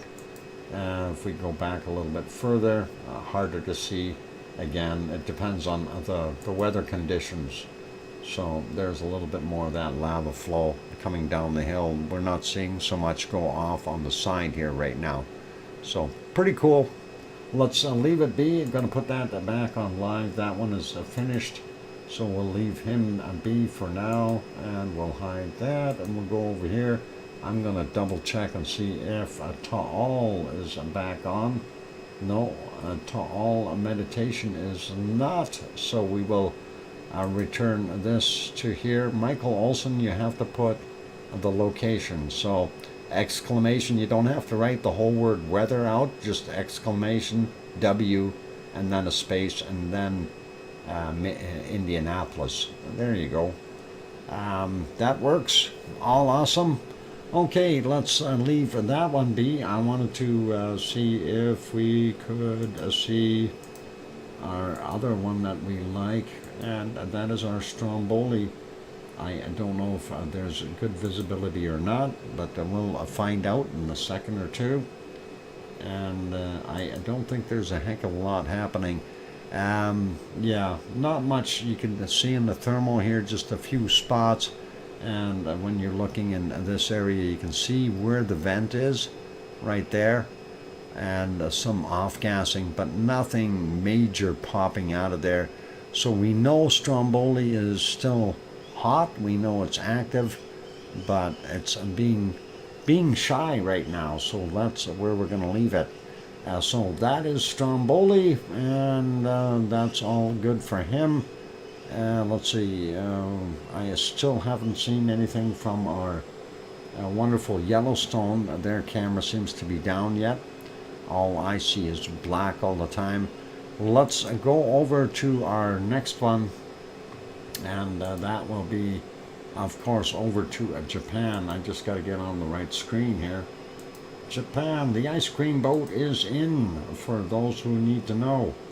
You can get your ice cream and get down there.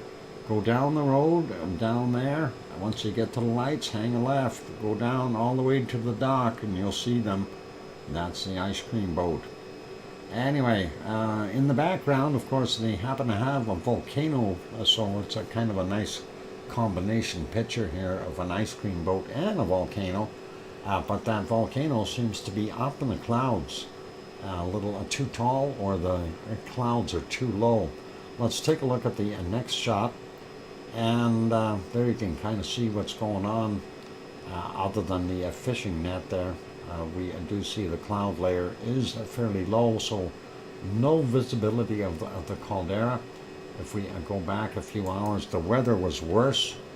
We know there was some big storm stuff off the coast, and it's kind of, yeah, there you go.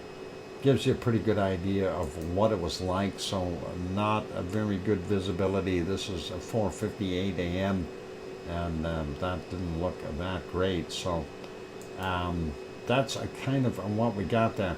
Let's put that back on live. I'm not going to worry about him right now. That is Sakurajima in Japan, right near what is it? Kagoshima. There, that's what I was thinking of. Anyway, let's go to the next one, and I don't know if we can see this one either. This, of course, is ASO, and ASO is in the clouds. The, you know, what I mentioned earlier, the bad weather that they had along there, it's still there. So no visibility of ASO. Let's see if Osama-san is a little bit more fruitful, and there it is, Osama volcano, doing a lot of off-gassing by the looks of things. Hard to tell with what's actually happening there with the clouds in the background. Irish Monk throws in another 5-pack of gift memberships. Irish Monk, thank you. Irish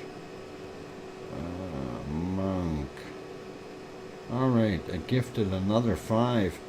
And I could swear that there was still some left over from earlier. Yeah, because there should have been four more from earlier and this. So there are 11 memberships up for grab.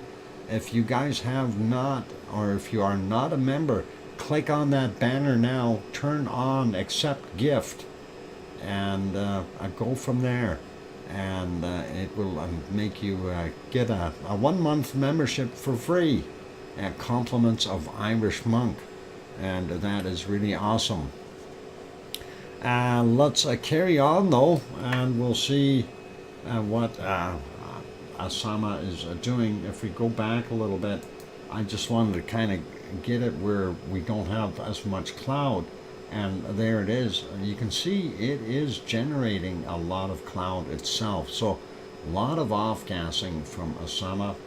If we go back a little bit further, we see it wasn't quite as much, but still a fair presence there.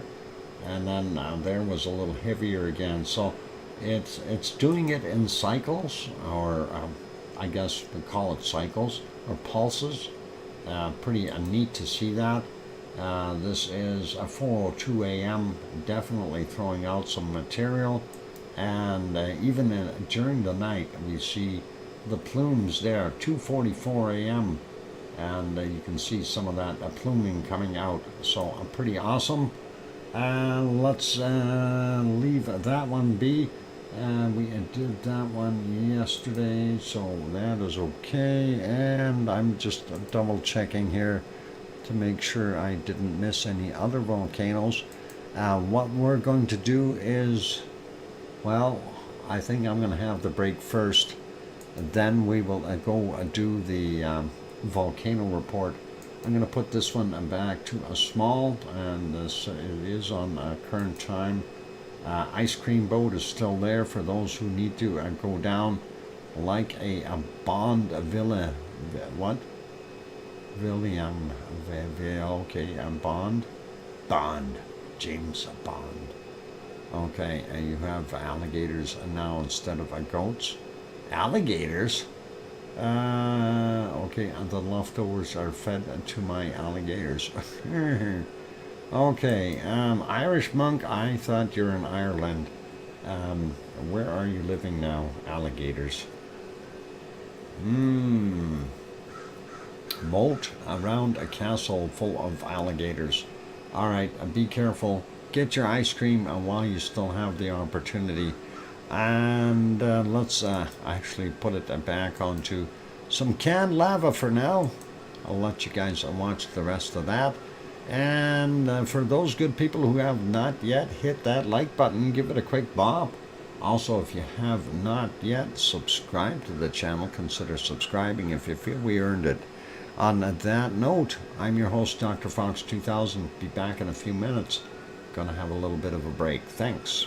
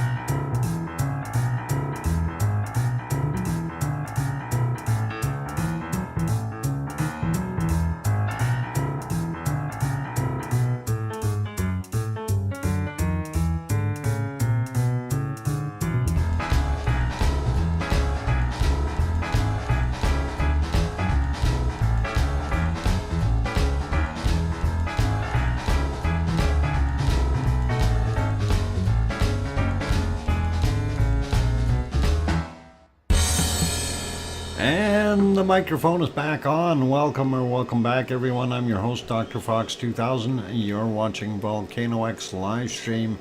And yes, those two birds are Piggy's new little birds.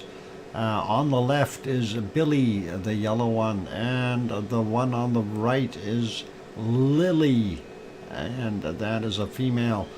So those are the two birds that Piggy got, and she got them today, so that's pretty awesome. Just figured I'd throw those photos in here. I still don't understand why my cropped ones didn't work. I actually cropped these pictures. It saved them somewhere, and I have no idea what happened to them, but we'll see that. Stuck in the middle with you. There you go. On the lava. That is awesome. Anyway, while we're looking at the lava, one ice cream boat took off. Another one came in to take its place. We will be okay with that. We'll get rid of something else here. Close that, and we will take a look at our volcano report in just a mere second as soon as I find it. Let's see what we got. All right, I get that back on the screen. I get the volcano report, and here we go. So for yesterday, late Tuesday, we had 6 volcanoes with some activity. And they are as follows. Mayon, Luzon Island in the Philippines, eruption of volcanic ash cloud, unknown height, reported at 17:30 last night. Sabancaya in Peru, sporadic emissions of volcanic ash to 25,000 feet or 7,600 meters, reported at 8:15. Ubanas in Peru, no volcanic ash emissions in over 8 hours, reported at 19:30. Shivalish in Kamchatka Peninsula, Russia, volcanic ash to 12,000 feet, 3,700 meters, reported at 2100. Reventador in Ecuador, new volcanic ash emissions to 14,000 feet or 4,300 meters, reported at 2130. Karimsky, Kamchatka Peninsula in Russia, volcanic ash emissions to 7,000 feet, 2,100 meters from 2315. Haven't heard Karimsky in the reports for a while, so nice to see that. And next one is for today's activity Wednesdays, and we have 10 volcanoes. That is what we got going on there. So Sabancaya in Peru, unable to detect, reported at 30 minutes after midnight, and then continuous ash emissions are reported at 12:15 in the afternoon.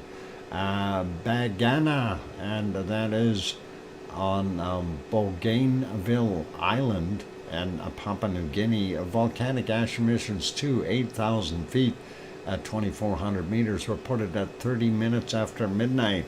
Another volcano erupting. Very interesting. Suwanosejima in Japan erupted to 6,000 feet, 1,800 meters, reported at 1:15 a.m. And again to the same height, reported at 8 a.m.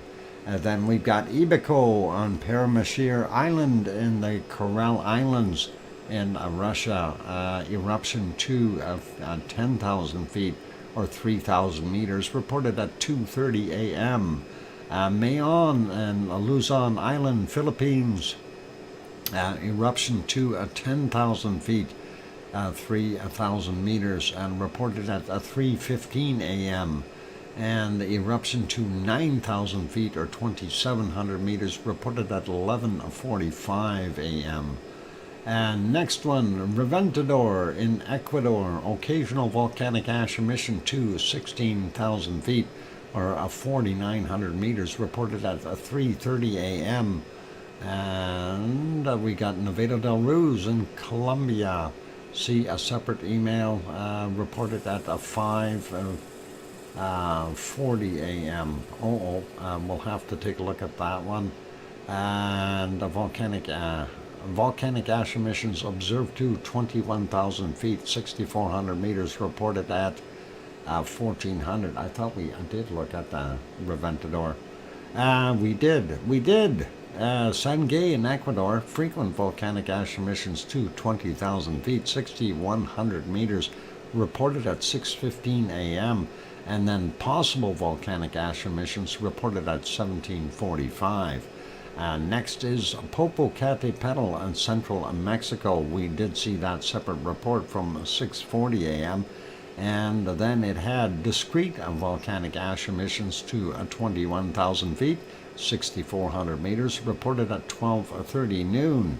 And Ubanas, we did see the separate report for Ubanas about its eruption, or did we? I thought we did. Let me double check. I don't know if we did or not, but you know what? I'm going to just throw it up on the screen here just to make sure that...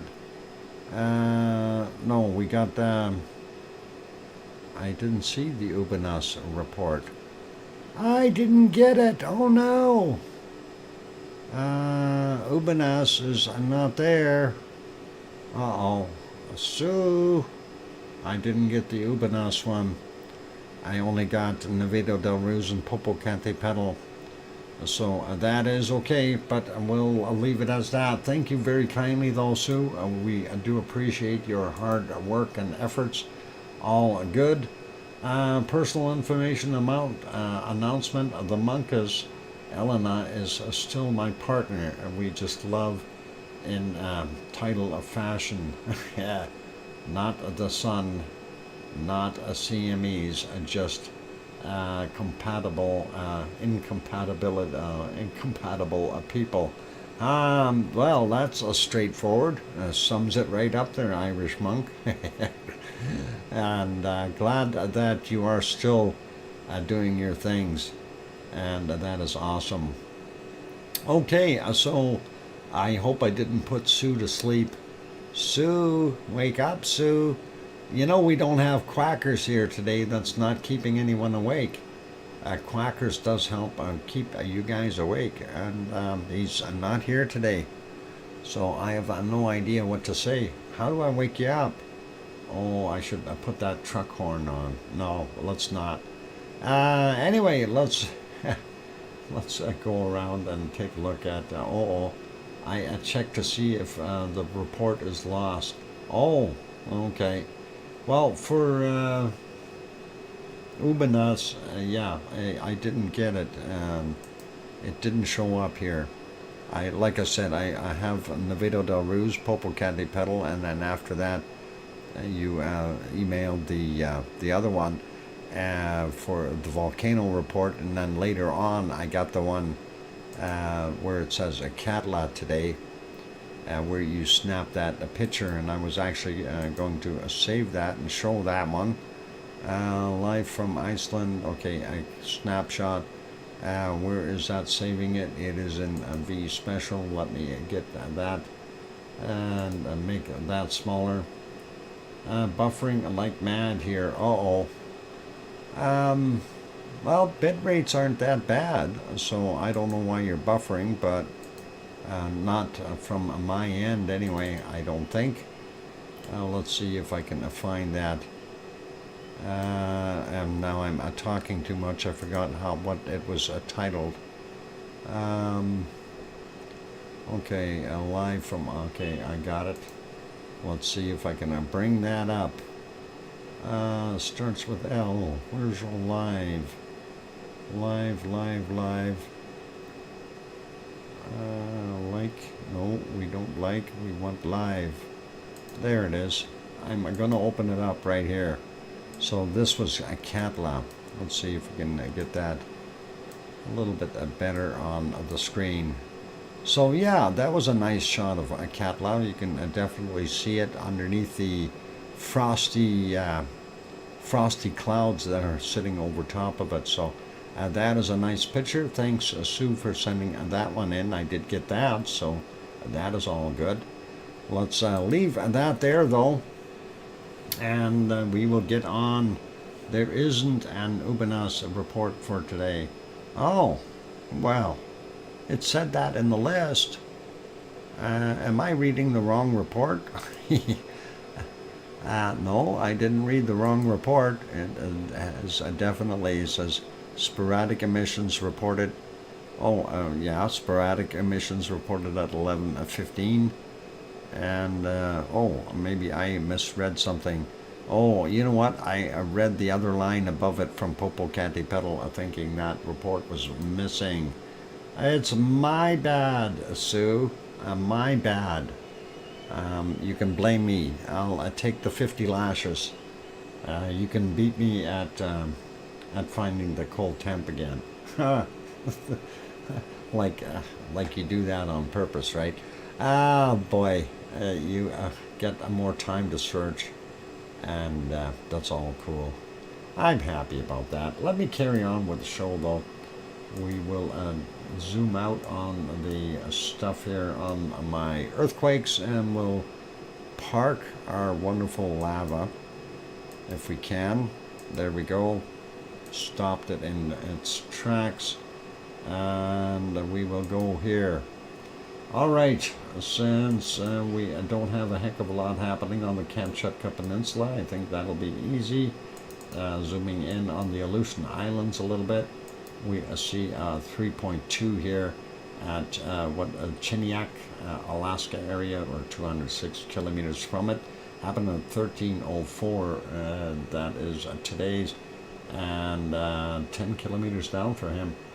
The other ones are all relatively small, so we'll leave those be. Going down the western coast of North America, we don't see anything. Getting into Central America, all quiet there as well. And the last one on the list is just sporadic emissions. Yep, I did read that, and I think I got confused with my eyesight looking at the Popocatépetl report thing just above it, and I lost my track. We don't see anything in Chile or Peru. Going down a little bit further, though, South Sandwich Island seems to be active again. 4.8 there, and that is from yesterday, 22:26, 55.8 kilometers down. The other one is a 5.1, and that happened today at 16:41, 117.2 kilometers down. And Antarctica clothing for Sue. Yep, Cabela's outdoor. Yeah, Cabela's, and they do have some good clothes there. But I don't shop there. I don't like that store. They're too busy all the time. I like a place that's a little less busy. Looking at New Zealand, and we do see one quake to the south, and this is a 4.5, and it's the Auckland Island region of New Zealand. 5:40 a.m., 10 kilometers down for that guy. So a little bit of stuff going on there, but that's where that quake is, right close to the fault, so it gives you a pretty good idea. Moving on, we do see another aftershock here in South Tonga, 4.7, 4:34 a.m. is the time on it, at 23.5 kilometers down. Moving over a bit more, we see a little bit bigger one, a Tonga area as well, 5.4 from 4:54 at 113.3 kilometers down. And over in Fiji, we see a 5.6 from yesterday, 22:21, and 10 kilometers down for that one. So busy in that area. We don't see anything in the Indonesian area whatsoever. But we get out here in the Japanese islands, that's actually Guam area, 4.9, and that was from yesterday, 21:54, 55.4 kilometers down for that one. Sliding up a little bit more, we see one off the coast of Japan, 4.5, and that is from 11:08 a.m. our time, 10 kilometers down for that. And let's see what else we got. Nothing down here in the Indian Ocean areas. So let's move back up. We do see this one that is in China. It is from 10:43, 4.5, 10 kilometers down for that. I'm not going to say it's an odd place, but yeah, kind of it's an odd place. And we do know that the Indian plate, of course, is subducting underneath the Himalayas, and some of that, I'm sure, is going to create some ruckus in this backstage area here, as well as along the edges. I'm surprised we're not seeing more quakes on this side, so kind of interesting. Zooming in here, we do see a quake. Actually, there's two right there, and I don't know if it'll show it. Nope, it's not going to show it. It looked like two. Darn it, maybe it's just one. Okay, so 4.6 in Iran from 1308, 17.1 kilometers down. You don't see anything else happening. We do still see our remnants up top. That's very close to the North Pole. And other than that, let's go to Hawaii and see what the Hawaiian earthquakes are like today. And, well, let's, I guess we'll do the Pahala area first. Not that many on the map, so let's run through all of them. Looking at the time, yeah, we have enough. That one is a 1.8 from 1250. Take off 3 hours to get actual Hawaiian time. This is 3 hours difference from me to there. Anyway, that is from 29 kilometers down. The next one is a 2.2 from 52 minutes after midnight, and that is 29.8 kilometers down.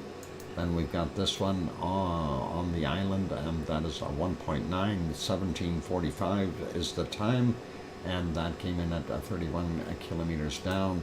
This one is another 1.9, 1:24 a.m., 36.3 kilometers down. The other one beside it is a 1.8 from 28 minutes after midnight, and 30.9 kilometers down. The only other one in the Pahala region is this one, a 2.2, 17 minutes after 7 a.m. and 32.3 kilometers down. Now looking over at this guy, Kilauea, let's grab this one down here first. It's a 1.8. 7.1, no, sorry, 7:01 a.m., 2.5 kilometers below sea level.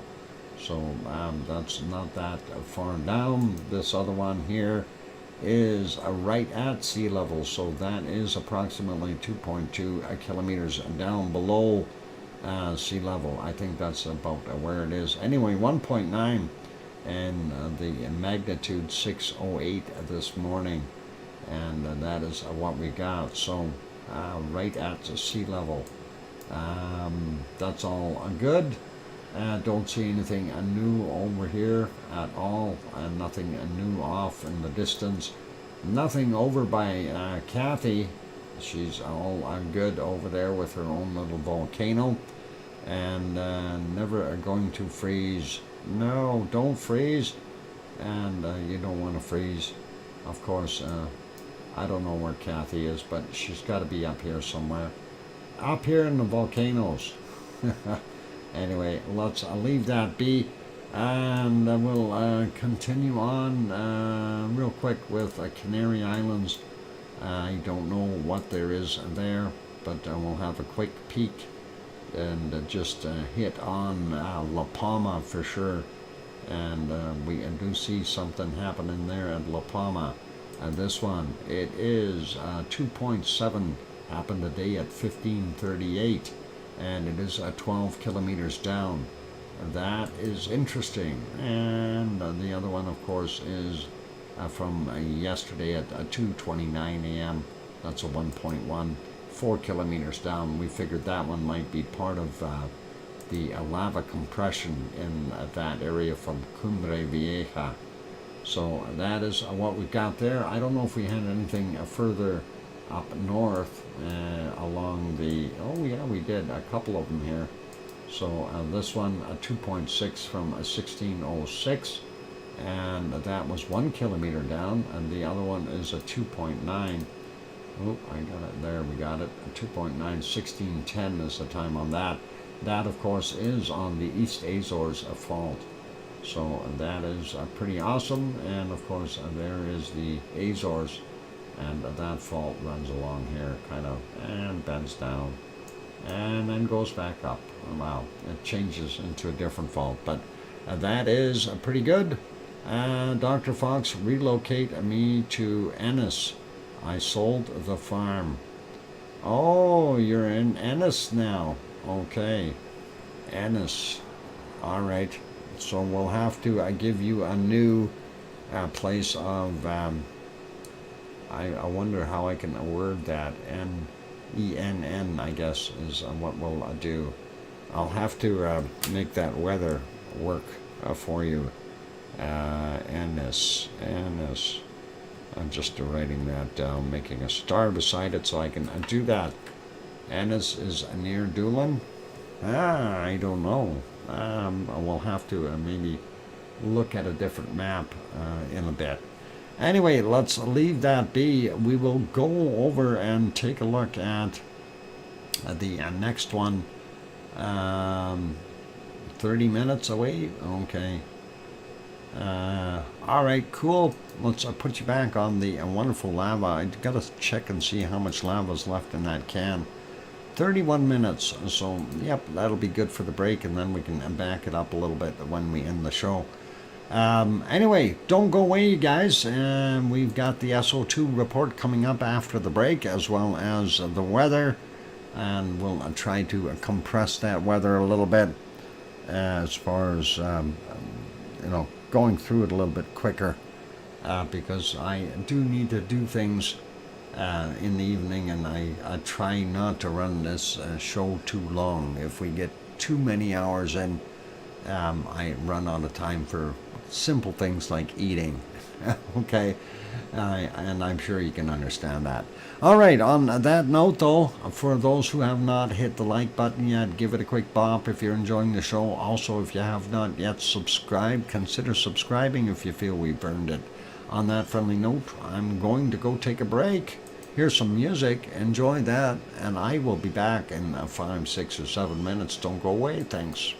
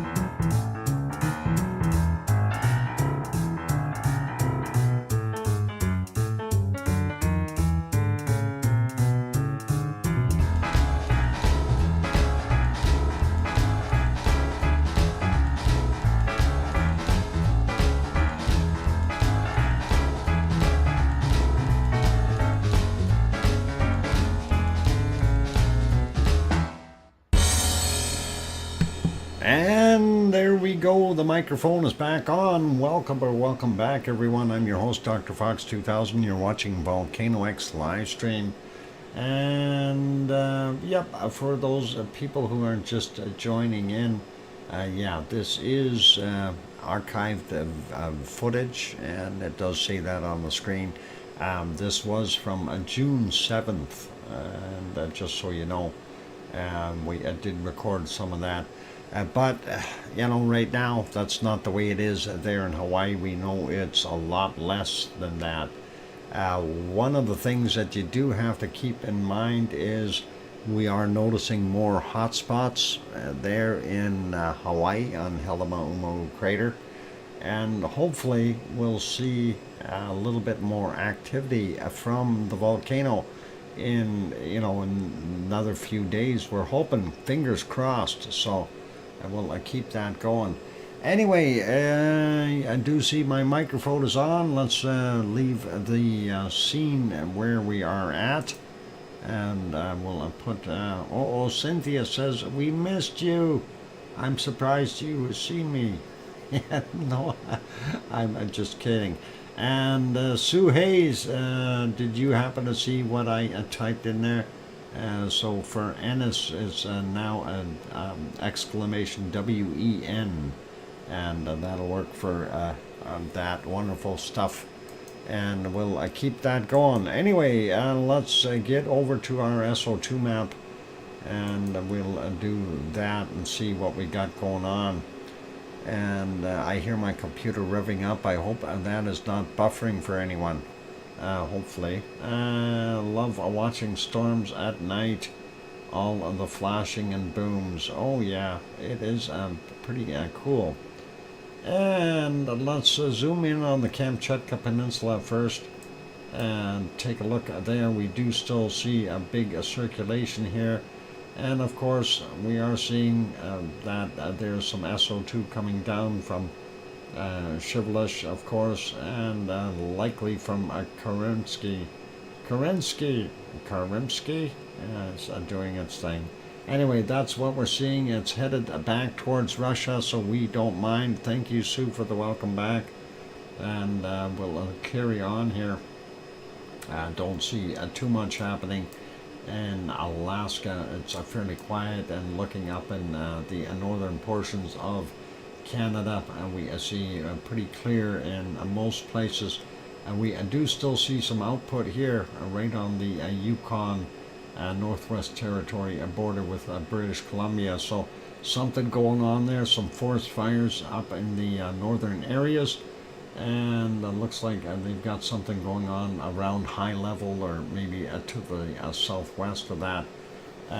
Going down a little further, that is people pollution, of course, not that bad in Saskatchewan. We do see this in Manitoba, likely a forest fire as well. Looking at Ontario, not too bad till you get down here around Tirana and that area. And of course, it looks like some of that smoke from Quebec is starting to come back down. And that is not good. They don't want that. Go away, smoke. You were doing fine when you were going up north. Now coming back down for these poor people is not what we want. Moving out to the east, though, we see New Brunswick and Nova Scotia and the other areas here, Newfoundland, and most of the Labradors are pretty darn clean in comparison to what it could be. So glad it's not bad. Seeing what we got in most of the western portions, looking not bad too for the United States. I'm wondering, are we seeing some fires or something build up? Mind you, this is that heat in the valley, maybe not enough wind to blow it away. And hopefully no fires around LA or anything like that. We do see higher levels of SO2 blowing inward, and always worrisome. They had some bad fires there before. Looking at the eastern United States, it looks like we've got places like Illinois, Indiana, Ohio, etc. There, West Virginia, Kentucky, and Tennessee, and even over here for Grandma B in North Carolina and South Carolina. Pretty bad. And the whole area here, hopefully it's nothing too crazy, but this is the main region that we're looking at for the higher levels, and that is spreading out. So hopefully that will clear up for them.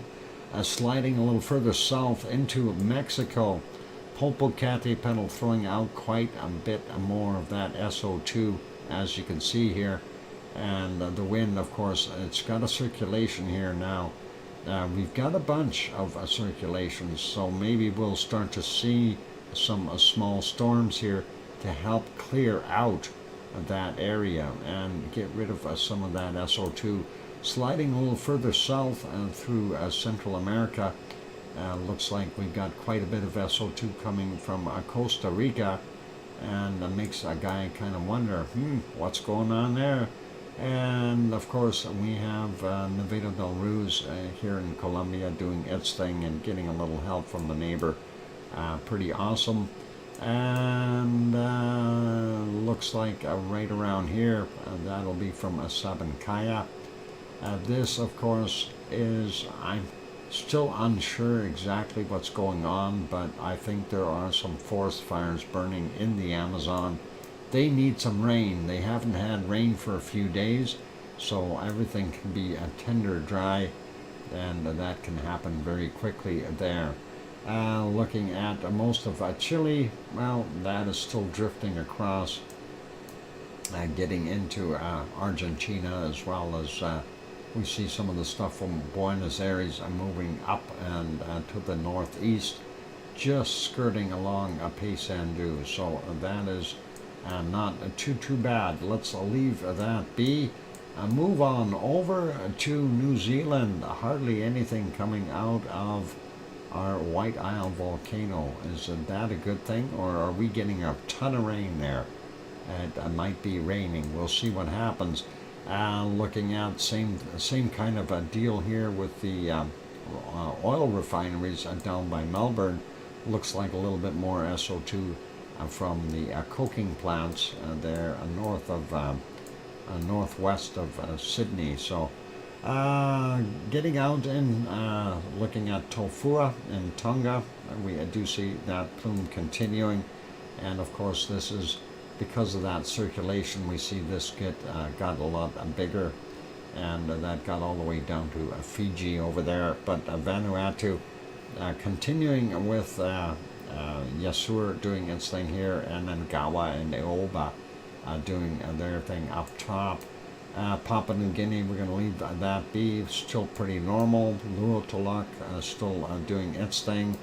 And we are seeing a fair amount coming from Semeru, but we are not seeing that much SO2 coming from our Merapi. So Merapi is being a little lazy. And of course here we have to look at this. What is this? We don't want that. Jakarta, of course, throwing out a lot of SO2, but so is Krakatau, and that is right there. So that gives you a pretty good idea of what's going on in this area. People pollution for the most part. Moving up a little bit more, we see Kerinci and Marapi making that plume. Cinnabung doing this one. And we go up here, we don't see anything from Barren Island. And let's see, Ibu and Dakota still working away, not very heavy, but still there. And of course we have Mayon and Bulusan working away over here, and then of course Taal volcano, as well as Manila putting out a fair amount of SO2. Let's continue on upward. We do see the Japanese islands out in the water here, continuing to do their thing. Looks like heavy industry in Taiwan. China actually not as bad today. And looking here, there we've got a Suwanoshijima on this one. A bit of a plume there, and then moving up a little bit. We don't see quite as much coming off of the Sakurajima I'm surprised. It's almost like Sakurajima decided, hey, not today, I'm taking a day off. And ASO, also a kind of the same deal, a very light day for them.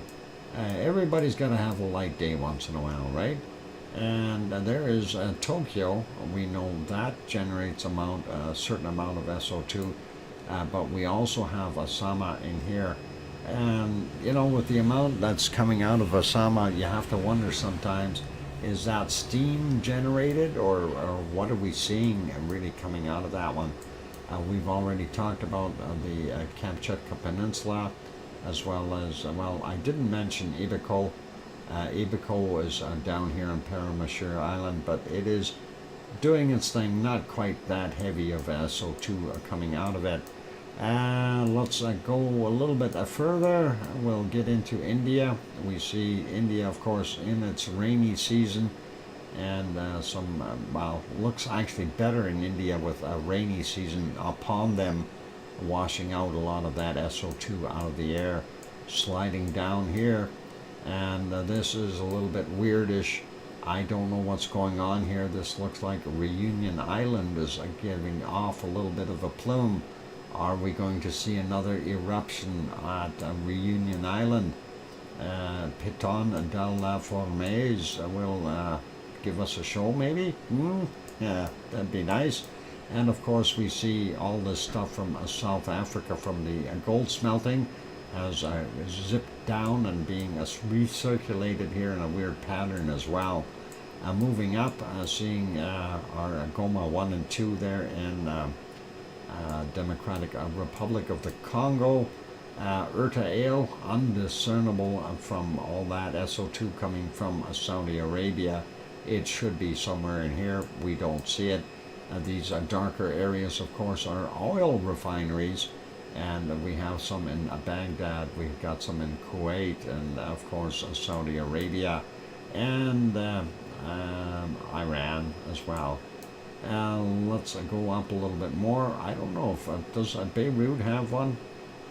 Do they have oil refineries, or that would be in Jordan or Syria? That's Syria. Jordan is down here. I wonder where that's all from. Looking at the rest of the areas, I'm wondering if that's just general pollution.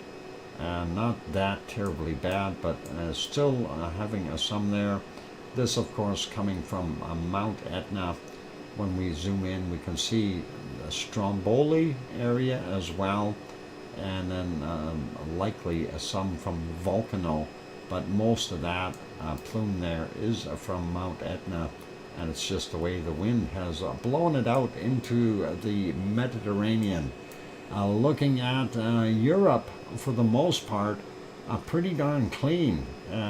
We do have some spots here and there, but you really can't complain. Looks like Italy, Spain, France, Portugal, even Germany is pretty good, as well as Holland, and well, all of them. It doesn't matter what I say; they're all pretty good looking today. And that includes up here in Sweden and Norway, and a little bit of SO2 in Finland, but nothing crazy. And of course, Iceland looking pretty darn good. We love Iceland, and there we go. So no emissions from Iceland. They have a clean power plant. They use steam. We like that. A very clean place. And hey, we've gone over to the weather map. The first thing that we see is that is the storm. Remember what I'm saying about the circulations? We've got a couple. So that is Adrian. Adrian! Adrian! Yeah, right there. And Adrian, I don't know which way you're going to go.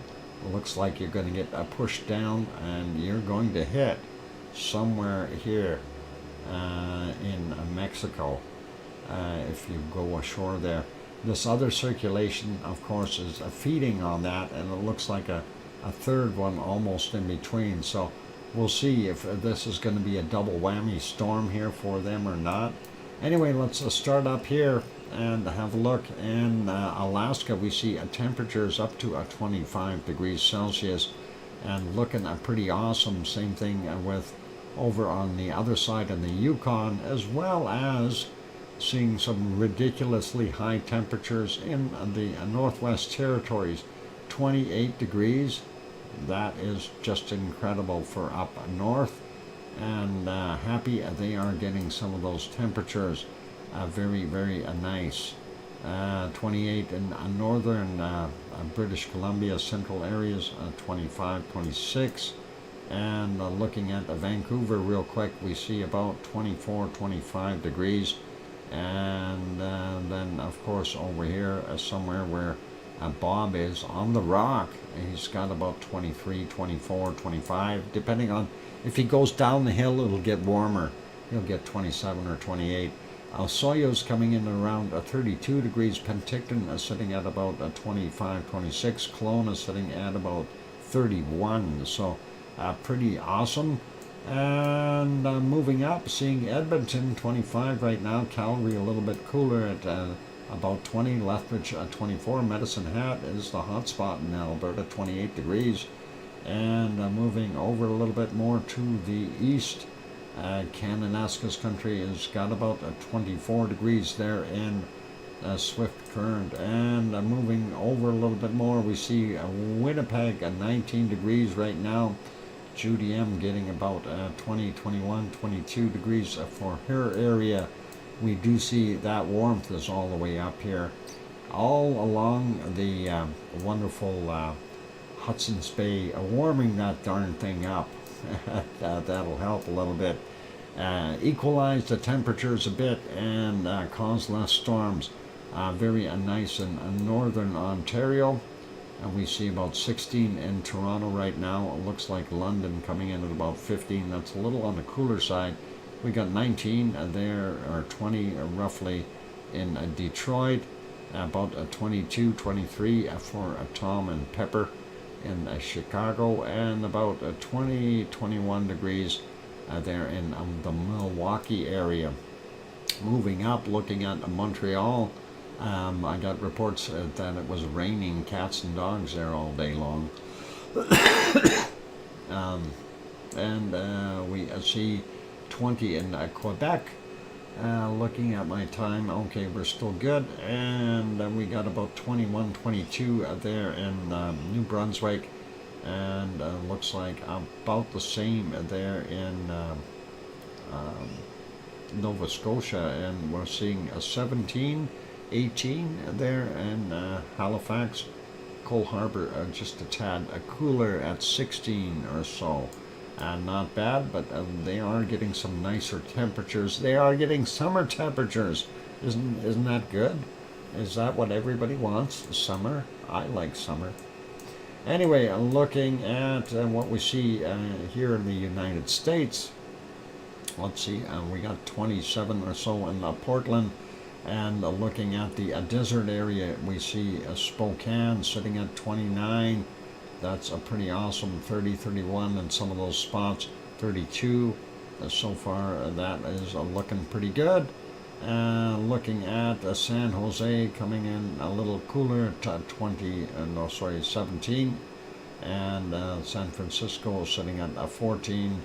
And that area, it seems to be a little cooler. Redding, on the other hand, 36 degrees Celsius. Chico coming in at about 34, 33.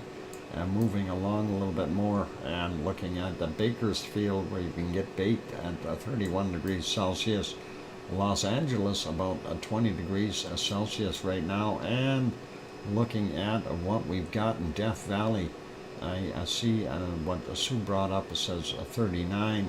And we do see some 41s in here as well, and just scanning across it. So far 41. There's a 42, 42 degrees there. That is pretty awesome. Las Vegas 35 degrees, and going further south here, we see Mexicali coming in at 35, and they've got a 37, 38 around the border area there as well. Let's look at Las Vegas. Yeah, we got 35. Phoenix, 38. I'm just looking at the other stuff here. 38 in Phoenix, that's pretty warm. 38 in Tucson. Albuquerque, New Mexico, 30 degrees, still quite warm there. Going over to Corpus Christi, seeing 29 there. San Antonio 33, Houston 31, Austin 31, and Dallas, of course, coming in at 31 as well. Going up a little more, seeing 32 in Oklahoma City. In Oklahoma, that is pretty toasty. 30 and 31 in Little Rock, Arkansas. Let's see, New Orleans coming in about 32. Everybody's got a hot day down there. Montgomery, Alabama, 30 degrees. Atlanta sitting at 26. And going down to Miami, 29.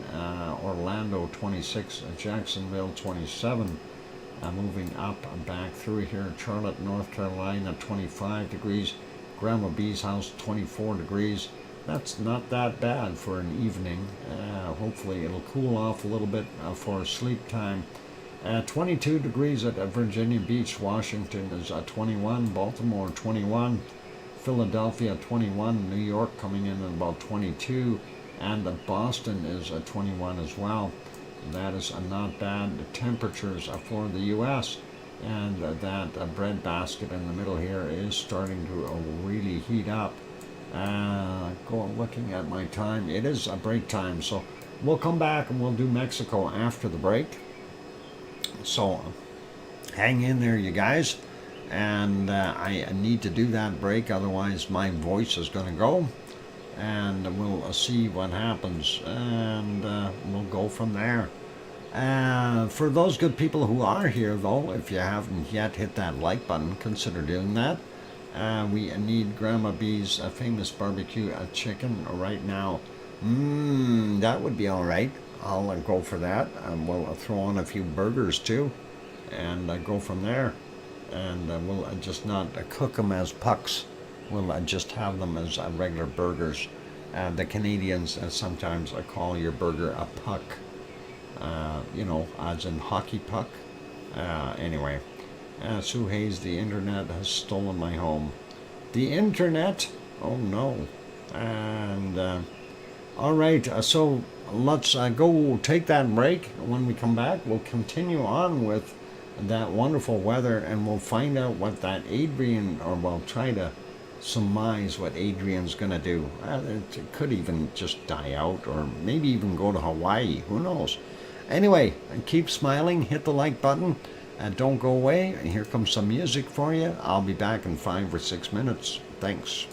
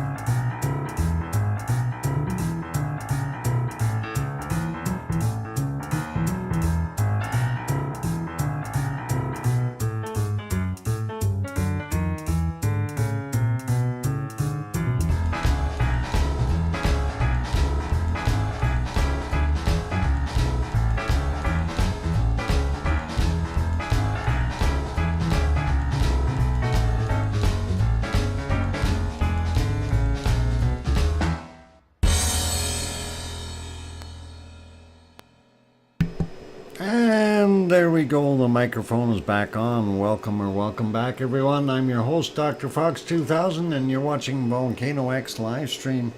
I was just messing around with the other camera. I noticed my camera was stuck back at 13 something or 1 p.m. 1:30 p.m. for the Cam 6 on the other stream. Didn't seem to want to come back. I know I have to reboot that computer. It's getting to be that time. So anyway, welcome back, everyone. Glad to have you on board yet. And we do see still 20 people in the chat, so that is all awesome. Let's park our can lava for right now. Not much left in that can anyway. I'm going to actually back that up a bunch, and we'll let that run after the show. And let's go over to our weather map where we were at. And of course we were looking at Mexico, and it is those storms. There's Adrian and there's the other one, and that circulation. I'm hoping that will help get rid of some of that SO2 in the area. Just curious, is there a precipitation there? There's kind of what we see there. Yeah, so they've got some rain happening, and that storm looks like it's not doing that much to the coast yet, but they do have some stuff in the interior. Anyway, let's go back to temperatures, take a look at that stuff, and that might help cool them off a little bit there too. Mexico City only sitting on about 16-17 degrees right now. That's a little cooler than they've been. Cancun still 28, Acapulco still 27 right now for Acapulco. Central America not quite as hot as yesterday. The same thing with Colombia. We see about 28, 29 as the highs. Seeing cooler temperatures there in the jungle from 24 to about 26, 27 degrees in Colombia, and roughly about the same, maybe a little bit warmer there in Venezuela right now. The Amazon basin here still showing about anywhere from 24 to 28 degrees, pretty normal stuff. Peru a little cooler, and then okay, we start to see it get cool on the bottom end of our wonderful Bolivia, and of course that is, you know, seeing 15, 16 down here, and that's not so good for them. Northern end, of course, up to about 25 degrees. We see the rest of Brazil isn't too bad. I mean, they are getting wintertime temperatures. 20, 21 there, and Rio de Janeiro, Sao Paulo coming in about 16 degrees. Paraguay, maximum temperature about 24. And at the bottom end here, we're seeing about 14 or 15. Not that warm for them. Looks pretty chilly in Argentina as well. Let's see, Paysandú coming in at 8 degrees. I hope there's some heaters there. Buenos Aires about 7 degrees there, 7 or 8. So they are getting that cold weather as well. And the southern portions here, we're seeing a minus 5, 6, so likely some snow in the southern portions of Argentina, and that's what we got. Chile looks chilly. Santiago was only at 10 degrees. Moving over to New Zealand real quick, having a look there, and Christchurch is about 10 degrees, and the coastal areas up to 12 in some spots, but northern end up to about 15 in some spots, but still not that great. It is winter time. What do you expect down there? So that is what they've got. Wellington coming in at about 13, Hastings sitting at about 14, Taupo coming in at about 10 degrees, and we see the Bay of Plenty is anywhere from about 13 to 15 degrees Celsius. Fairly cool, and Auckland coming in at 14. The rest of the peninsula, 13, 14 degrees for them. So not that warm, but hey, 'tis the season. Hobart coming in about 9 degrees, and the coastal areas up to about 11 or 12 along the coastline, but nothing really good in the interior, down to about 0, so they could actually expect some snow there as well. Melbourne coming in at about 11 degrees, that's not that bad. Adelaide is sitting at 11 as well. Canberra a little bit cooler at 9. We do still see some negative temperatures, and I hope they didn't get too much snow. Sydney coming in at about 14 degrees and sliding up, looking at Brisbane, home of Oz, and the other Tom is out there too, and that is about 20 degrees Celsius. And going up in the northern climes here, looking at 32 for the highest temperature I see, just scanning, and that is all right, but that is a small area that is hot. The rest is, mid-teens kind of thing, not that great. Perth coming in at about 12 degrees. We see a big high here and here as well, and that's causing that circulation to continue the way it is. Looking at the other areas, of course, we see some fast-moving air around here, and that's complements of this low and possibly that low, drawing in all this stuff, and hopefully they will warm up and those things will move off to the east. We do look at the Kermadec Ridge area. We're seeing, the closer you are to New Zealand, the colder the temperature. Get out to the American Samoas, you're starting to see 26, 27 again. Fiji 25 right now, 26. Vanuatu, Northern Ireland 26, bottom end 23. And looking at New Caledonia from 22 to about 24 degrees. Papua New Guinea, not that bad. They are seeing temperatures up to 31, 32 degrees on the big island, and the smaller ones actually not bad. We do see a circulation there. I'm wondering if there's some storm activity. And of course, looking at Indonesia, we do see that same thing, 33 on the eastern portions there, and seeing 28 in the island regions for the most part. A little bit hotter there on Java, almost central Java, 31 degrees. East and central Java, the warmest areas there, I think. No, maybe even 32 out here in the western parts. Some places doing pretty warm. And looking at Sumatra, they've got 29, 28, 29 all the way around, and with the exception of the higher elevations, 29 in Singapore. And looking at the other islands here, some places up to 32 degrees, so not too bad. Bangkok coming in at 31, 32 degrees for that region, so quite warm for those guys. And looking over at Manila, 30 degrees right now. Looks like pretty much all of the Philippines are roughly about the same. China's got some pretty hot weather right now, 34 degrees right around Shanghai. Shanghai sitting at a 33, 31 in Hong Kong. And looking at Japan, depending on where you are, you got some pretty darn good weather. Kagoshima coming in at 27 degrees. I shouldn't say good weather, just good temperatures. You got to be careful with how I word that. Tokyo coming in at about 30. And we see up to 32 degrees in some spots there in Japan. Beautiful. And Sapporo coming in at about 24. Kamchatka Peninsula, no, I was going to say slightly cooler, but we do see this cold low sitting in the Kuril Island region, but we are still seeing temperatures up to 28, 29 degrees there on the Kamchatka Peninsula. That is awesome for them.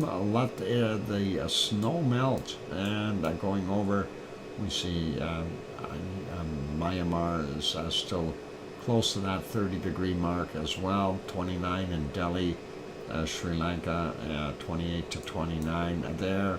Looks like Madagascar still having that high on top of it, quite cold.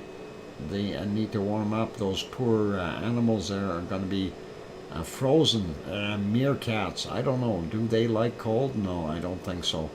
I don't think I've seen a meerkat in snow before. Anyway, that is South Africa, looking pretty chilly as well. We get into the jungle central areas, it starts to warm up. Then we get into the Sahara Desert here, and we see temperatures up to 36 so far. I haven't seen anything higher. If we zoom in a little bit, we might find a 37. There's one, and there's another 37. So, and yep, 37 looks like about the highest that we're seeing. Cairo coming in at 22. That is not that good. We see some 37 stuff down here in the southeastern portion of Saudi Arabia as well. 33, 34 there in the UAE, and kind of a mix there in Oman with from about 26 up to 35, 36 degrees. Same thing goes for Yemen. Moving up a little bit more, Baghdad coming in at about 29 degrees, and we'll get right into Turkey, and yep, Turkey warming up as well. We see 20 degrees in Malatya, 24 in Adana. You got to remember these are nighttime temperatures, you guys. And looking at what we see here, about 24 degrees there for Piggy, according to this. 22 from the weatherman. Thank you, Sue. And we see what we got there, 24 in Athens. And moving over a little bit more, we see, what have we got over here at Redenzo? About 15 degrees or so. 17 it says. Okay, well, it's off a little. But, you know, 15, 17, that's going to be pretty tough to tell the difference. 23 in Catania. We'll continue up and take a look at Naples. Naples is sitting at 22. Rome is sitting at 22 right now as well. Milano coming in at about 21 degrees, and that's not bad. Looking at Sardinia, yep, and we got up to about 20 degrees. That is not so bad. And we got 22 in Madrid. Not bad for nighttime temperatures. 19 there in Lisbon, and Aurelio's house only about 16. But hey, you know, it's nighttime. That's a nice sleeping temperature. Nantes, home of Tanto, coming in about 16 as well. Paris, 20 degrees right now. That's still pretty good for nighttime. 12 in Munich. Looking at Frankfurt, 17. Cologne coming in about 18. Yvonne Coco's house about 18. And looks like Brussels about 18. Luxembourg here is 15 to 16 degrees. And Amsterdam about 18. Looks like most of that area is about 18 degrees. Looking at Berlin, we've got 14 there. Hamburg coming in at 18. Copenhagen getting up to 15. 17 in Aarhus, and we'll go up here. Oslo is 15, and we got a 19 in Stockholm. Seems to be warmer there. St. Petersburg 17 degrees, and Moscow coming in at about 14. Let's take a look at England. Bottom end of England looking pretty toasty, 18 degrees. A little cooler in Wales, 13, 14 for what I see. And Leeds about 12 degrees. A little cooler there up in Glasgow as well, sitting at 9 degrees. Aberdeen about 11. Coastal areas on the west side a little bit warmer. And of course the area there for Dublin 10 degrees. And our good Irish monk has got about 12 degrees over on the other side here. So that is pretty awesome to see, and thanks Sue for using that. That is an easy shortcut, right? Grindavik coming in about 8 or 9 degrees Celsius, and that is not so bad. And looking at our time, do we want to continue on, or do I want to take a break? No, I think I'm going to continue on. We're going to go very quickly through precipitation. We do see we've got rain up there in Alaska, Alaskan Panhandle, coming all the way down the Panhandle into British Columbia, getting everything wet. Northern portions of BC got a bunch of rain. We do see some thunderstorms up in the Northwest Territories as well as Nunavut. We do see some thunderstorms up in northern Alberta and in southern Alberta. Little storms and little isolated cells. Saskatchewan is not so bad, but we get over to Manitoba, east of Winnipeg, and we do see some stuff, and even down on the bottom here, and the northern parts, Lake Winnipeg, of course, being kind of covered by some of that, and we see that going all the way into Ontario. Let's cover this here. So we've got this stuff happening in Minnesota, and Lake Superior is, of course, one of those lakes that will generate a lot of weather, whether we like it or not. Ontario, bottom end, looks not bad, but once we get to, we get from Boston on north here, and I guess, what is it, New Hampshire, Maine, not looking good, and not so good there in New Brunswick or Quebec, and all the way into through Labrador as well. Not as bad on Nova Scotia, a few little thunderstorms and rain showers. And Newfoundland, though, I'm getting some showers there as well. That's nothing really too serious. Sliding down the coast here real quick, I don't see too much for the east coast until we get down to Florida, and Florida's got some isolated storms as well. Hopefully that will be okay for those guys. Checking in at the Midwest and Western states, some isolated rain patches. We do see this here.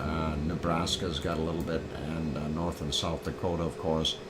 Some stuff in Wyoming, Montana, and even in Utah's got a little bit. Northern Nevada and California, a few spots. Mexico, down here, a little bit of rain in the north end, and of course Central America and Mexico. Looks like actually Panama's not bad. From Costa Rica on up is where they're getting it. But the storm to watch out for, Adrian, this is where we don't know yet where it's going to make landfall. I'm guessing it's going to try to come in here somewhere. Again, it depends on how much air we get pushing down on it, and that may end up just going straight into Mexico here. Looks like Cindy died out, just raining now.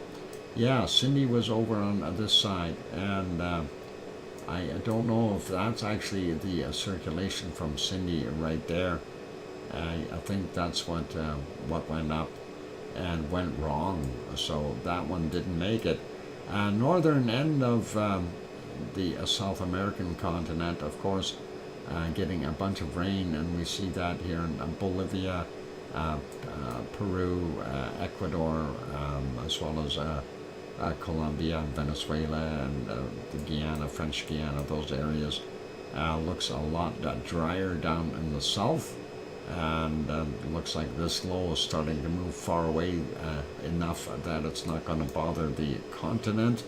Sliding over a little bit more, looking at New Zealand, and yep, more rain to come, and we see these systems here, and more after that, so it'll be a wave after wave of that material. We do see this arc here, and of course that's that high that was sitting over here, and causing all that grief and havoc. Hopefully it'll continue and move further east. And we see Fiji isn't too bad. Vanuatu, New Caledonia, they're all right. Then we get into Papua New Guinea and the islands, and not looking that good there, and not looking that good for most of Indonesia as well, especially over here on Sumatra, going up. And of course, Bangkok is not getting any rain. Singapore, though, is, and that's not a surprise. It seems to rain a lot there in Singapore. Manila getting a bunch of rain, and the rest of the Philippines, and here we are in Japan. Yep, actually pretty much all of Japan getting a bunch of rain. And looks like this system that was sitting in out here in the East China Sea kind of moved in and is decided to go into North Korea and give them a little bit of water, and South Korea also doing its thing. So that is what we've got going on there. Moving on up a little bit more, as we mentioned, we see those storms off of Japan, and then that circulation up here in the Coral Islands. That is continuing, and we'll likely see that low move up this way, and we'll see more rain on that Kamchatka Peninsula. Quick peek, rain season there in India, and we see it, and it looks like northern portions are really getting it. Bunch of isolated storms. Moving into South Africa, we do see they've got a bunch of rain and some nasty weather off the coast. Hopefully people aren't having to ship stuff there. And looking at Central American regions, lots of rain for the jungle stuff. No rain in the Sahara, of course. And looking at Turkey, it looks pretty much dry till you get up to the northern part here. And looks like a little bit of Greece, and that area up in the north is getting some rain. Now, this circulation, I'm not sure where that's going to go, this stuff in the Black Sea, probably onto Turkey. Looks like most of Italy and Sicily are pretty dry right now. We do see a circulation here in the Mediterranean in between Sicily and Sardinia. Hopefully that won't turn into any kind of a storm. Most of Spain is dry as well. Portugal looks good, but this stuff up here by the mountains just cutting in. There you see that front going through there, and that is nasty, but most of France is okay. Most of Germany is okay. A little bit of rain there in Belgium, but looks like England is getting nailed with, especially on the bottom portion here, and that's going up to this low, and that is kind of connected with what we're seeing in Norway, but not bad there for Denmark and Sweden, and Finland has got a couple of showers, but the Norwegian coast area and Norway are definitely getting some. Irish Monk should be maybe getting a little bit of rain. I don't know if he's got rain there in Ennis or not, but it looks like Scotland is getting their fjords and stuff all wet again. And I'm looking at Iceland. Oh my God, don't go to Iceland. Well, go there, but make sure it's nicer weather. It's a beautiful place, just not when it's raining. And at least not for me. I'm not a duck. Quackers is a duck. Anyway, that is what we've got. Yeah, and hopefully that warmer water or warmer air will keep pushing up here, and that'll keep some of that stuff going north for you there, Sue. Anyway, let's go back to temperatures. Find our coldest temperatures on the planet. Hottest seems to be in Mexico there, or Death Valley actually, for what we've seen. And let's see if we can find the cold. We got to find it here. This minus 50 is not very good. 67. Oh, a minus 80. Ooh, that jumped quick. Minus 82. Let's see, where are we here? Minus 82. That's pretty chilly. Let's zoom in. Minus 80, 81, 82. There's 83. Minus 83 so far. And we do want to see a minus 84. Minus 83 is our cold so far. That's a pretty cold.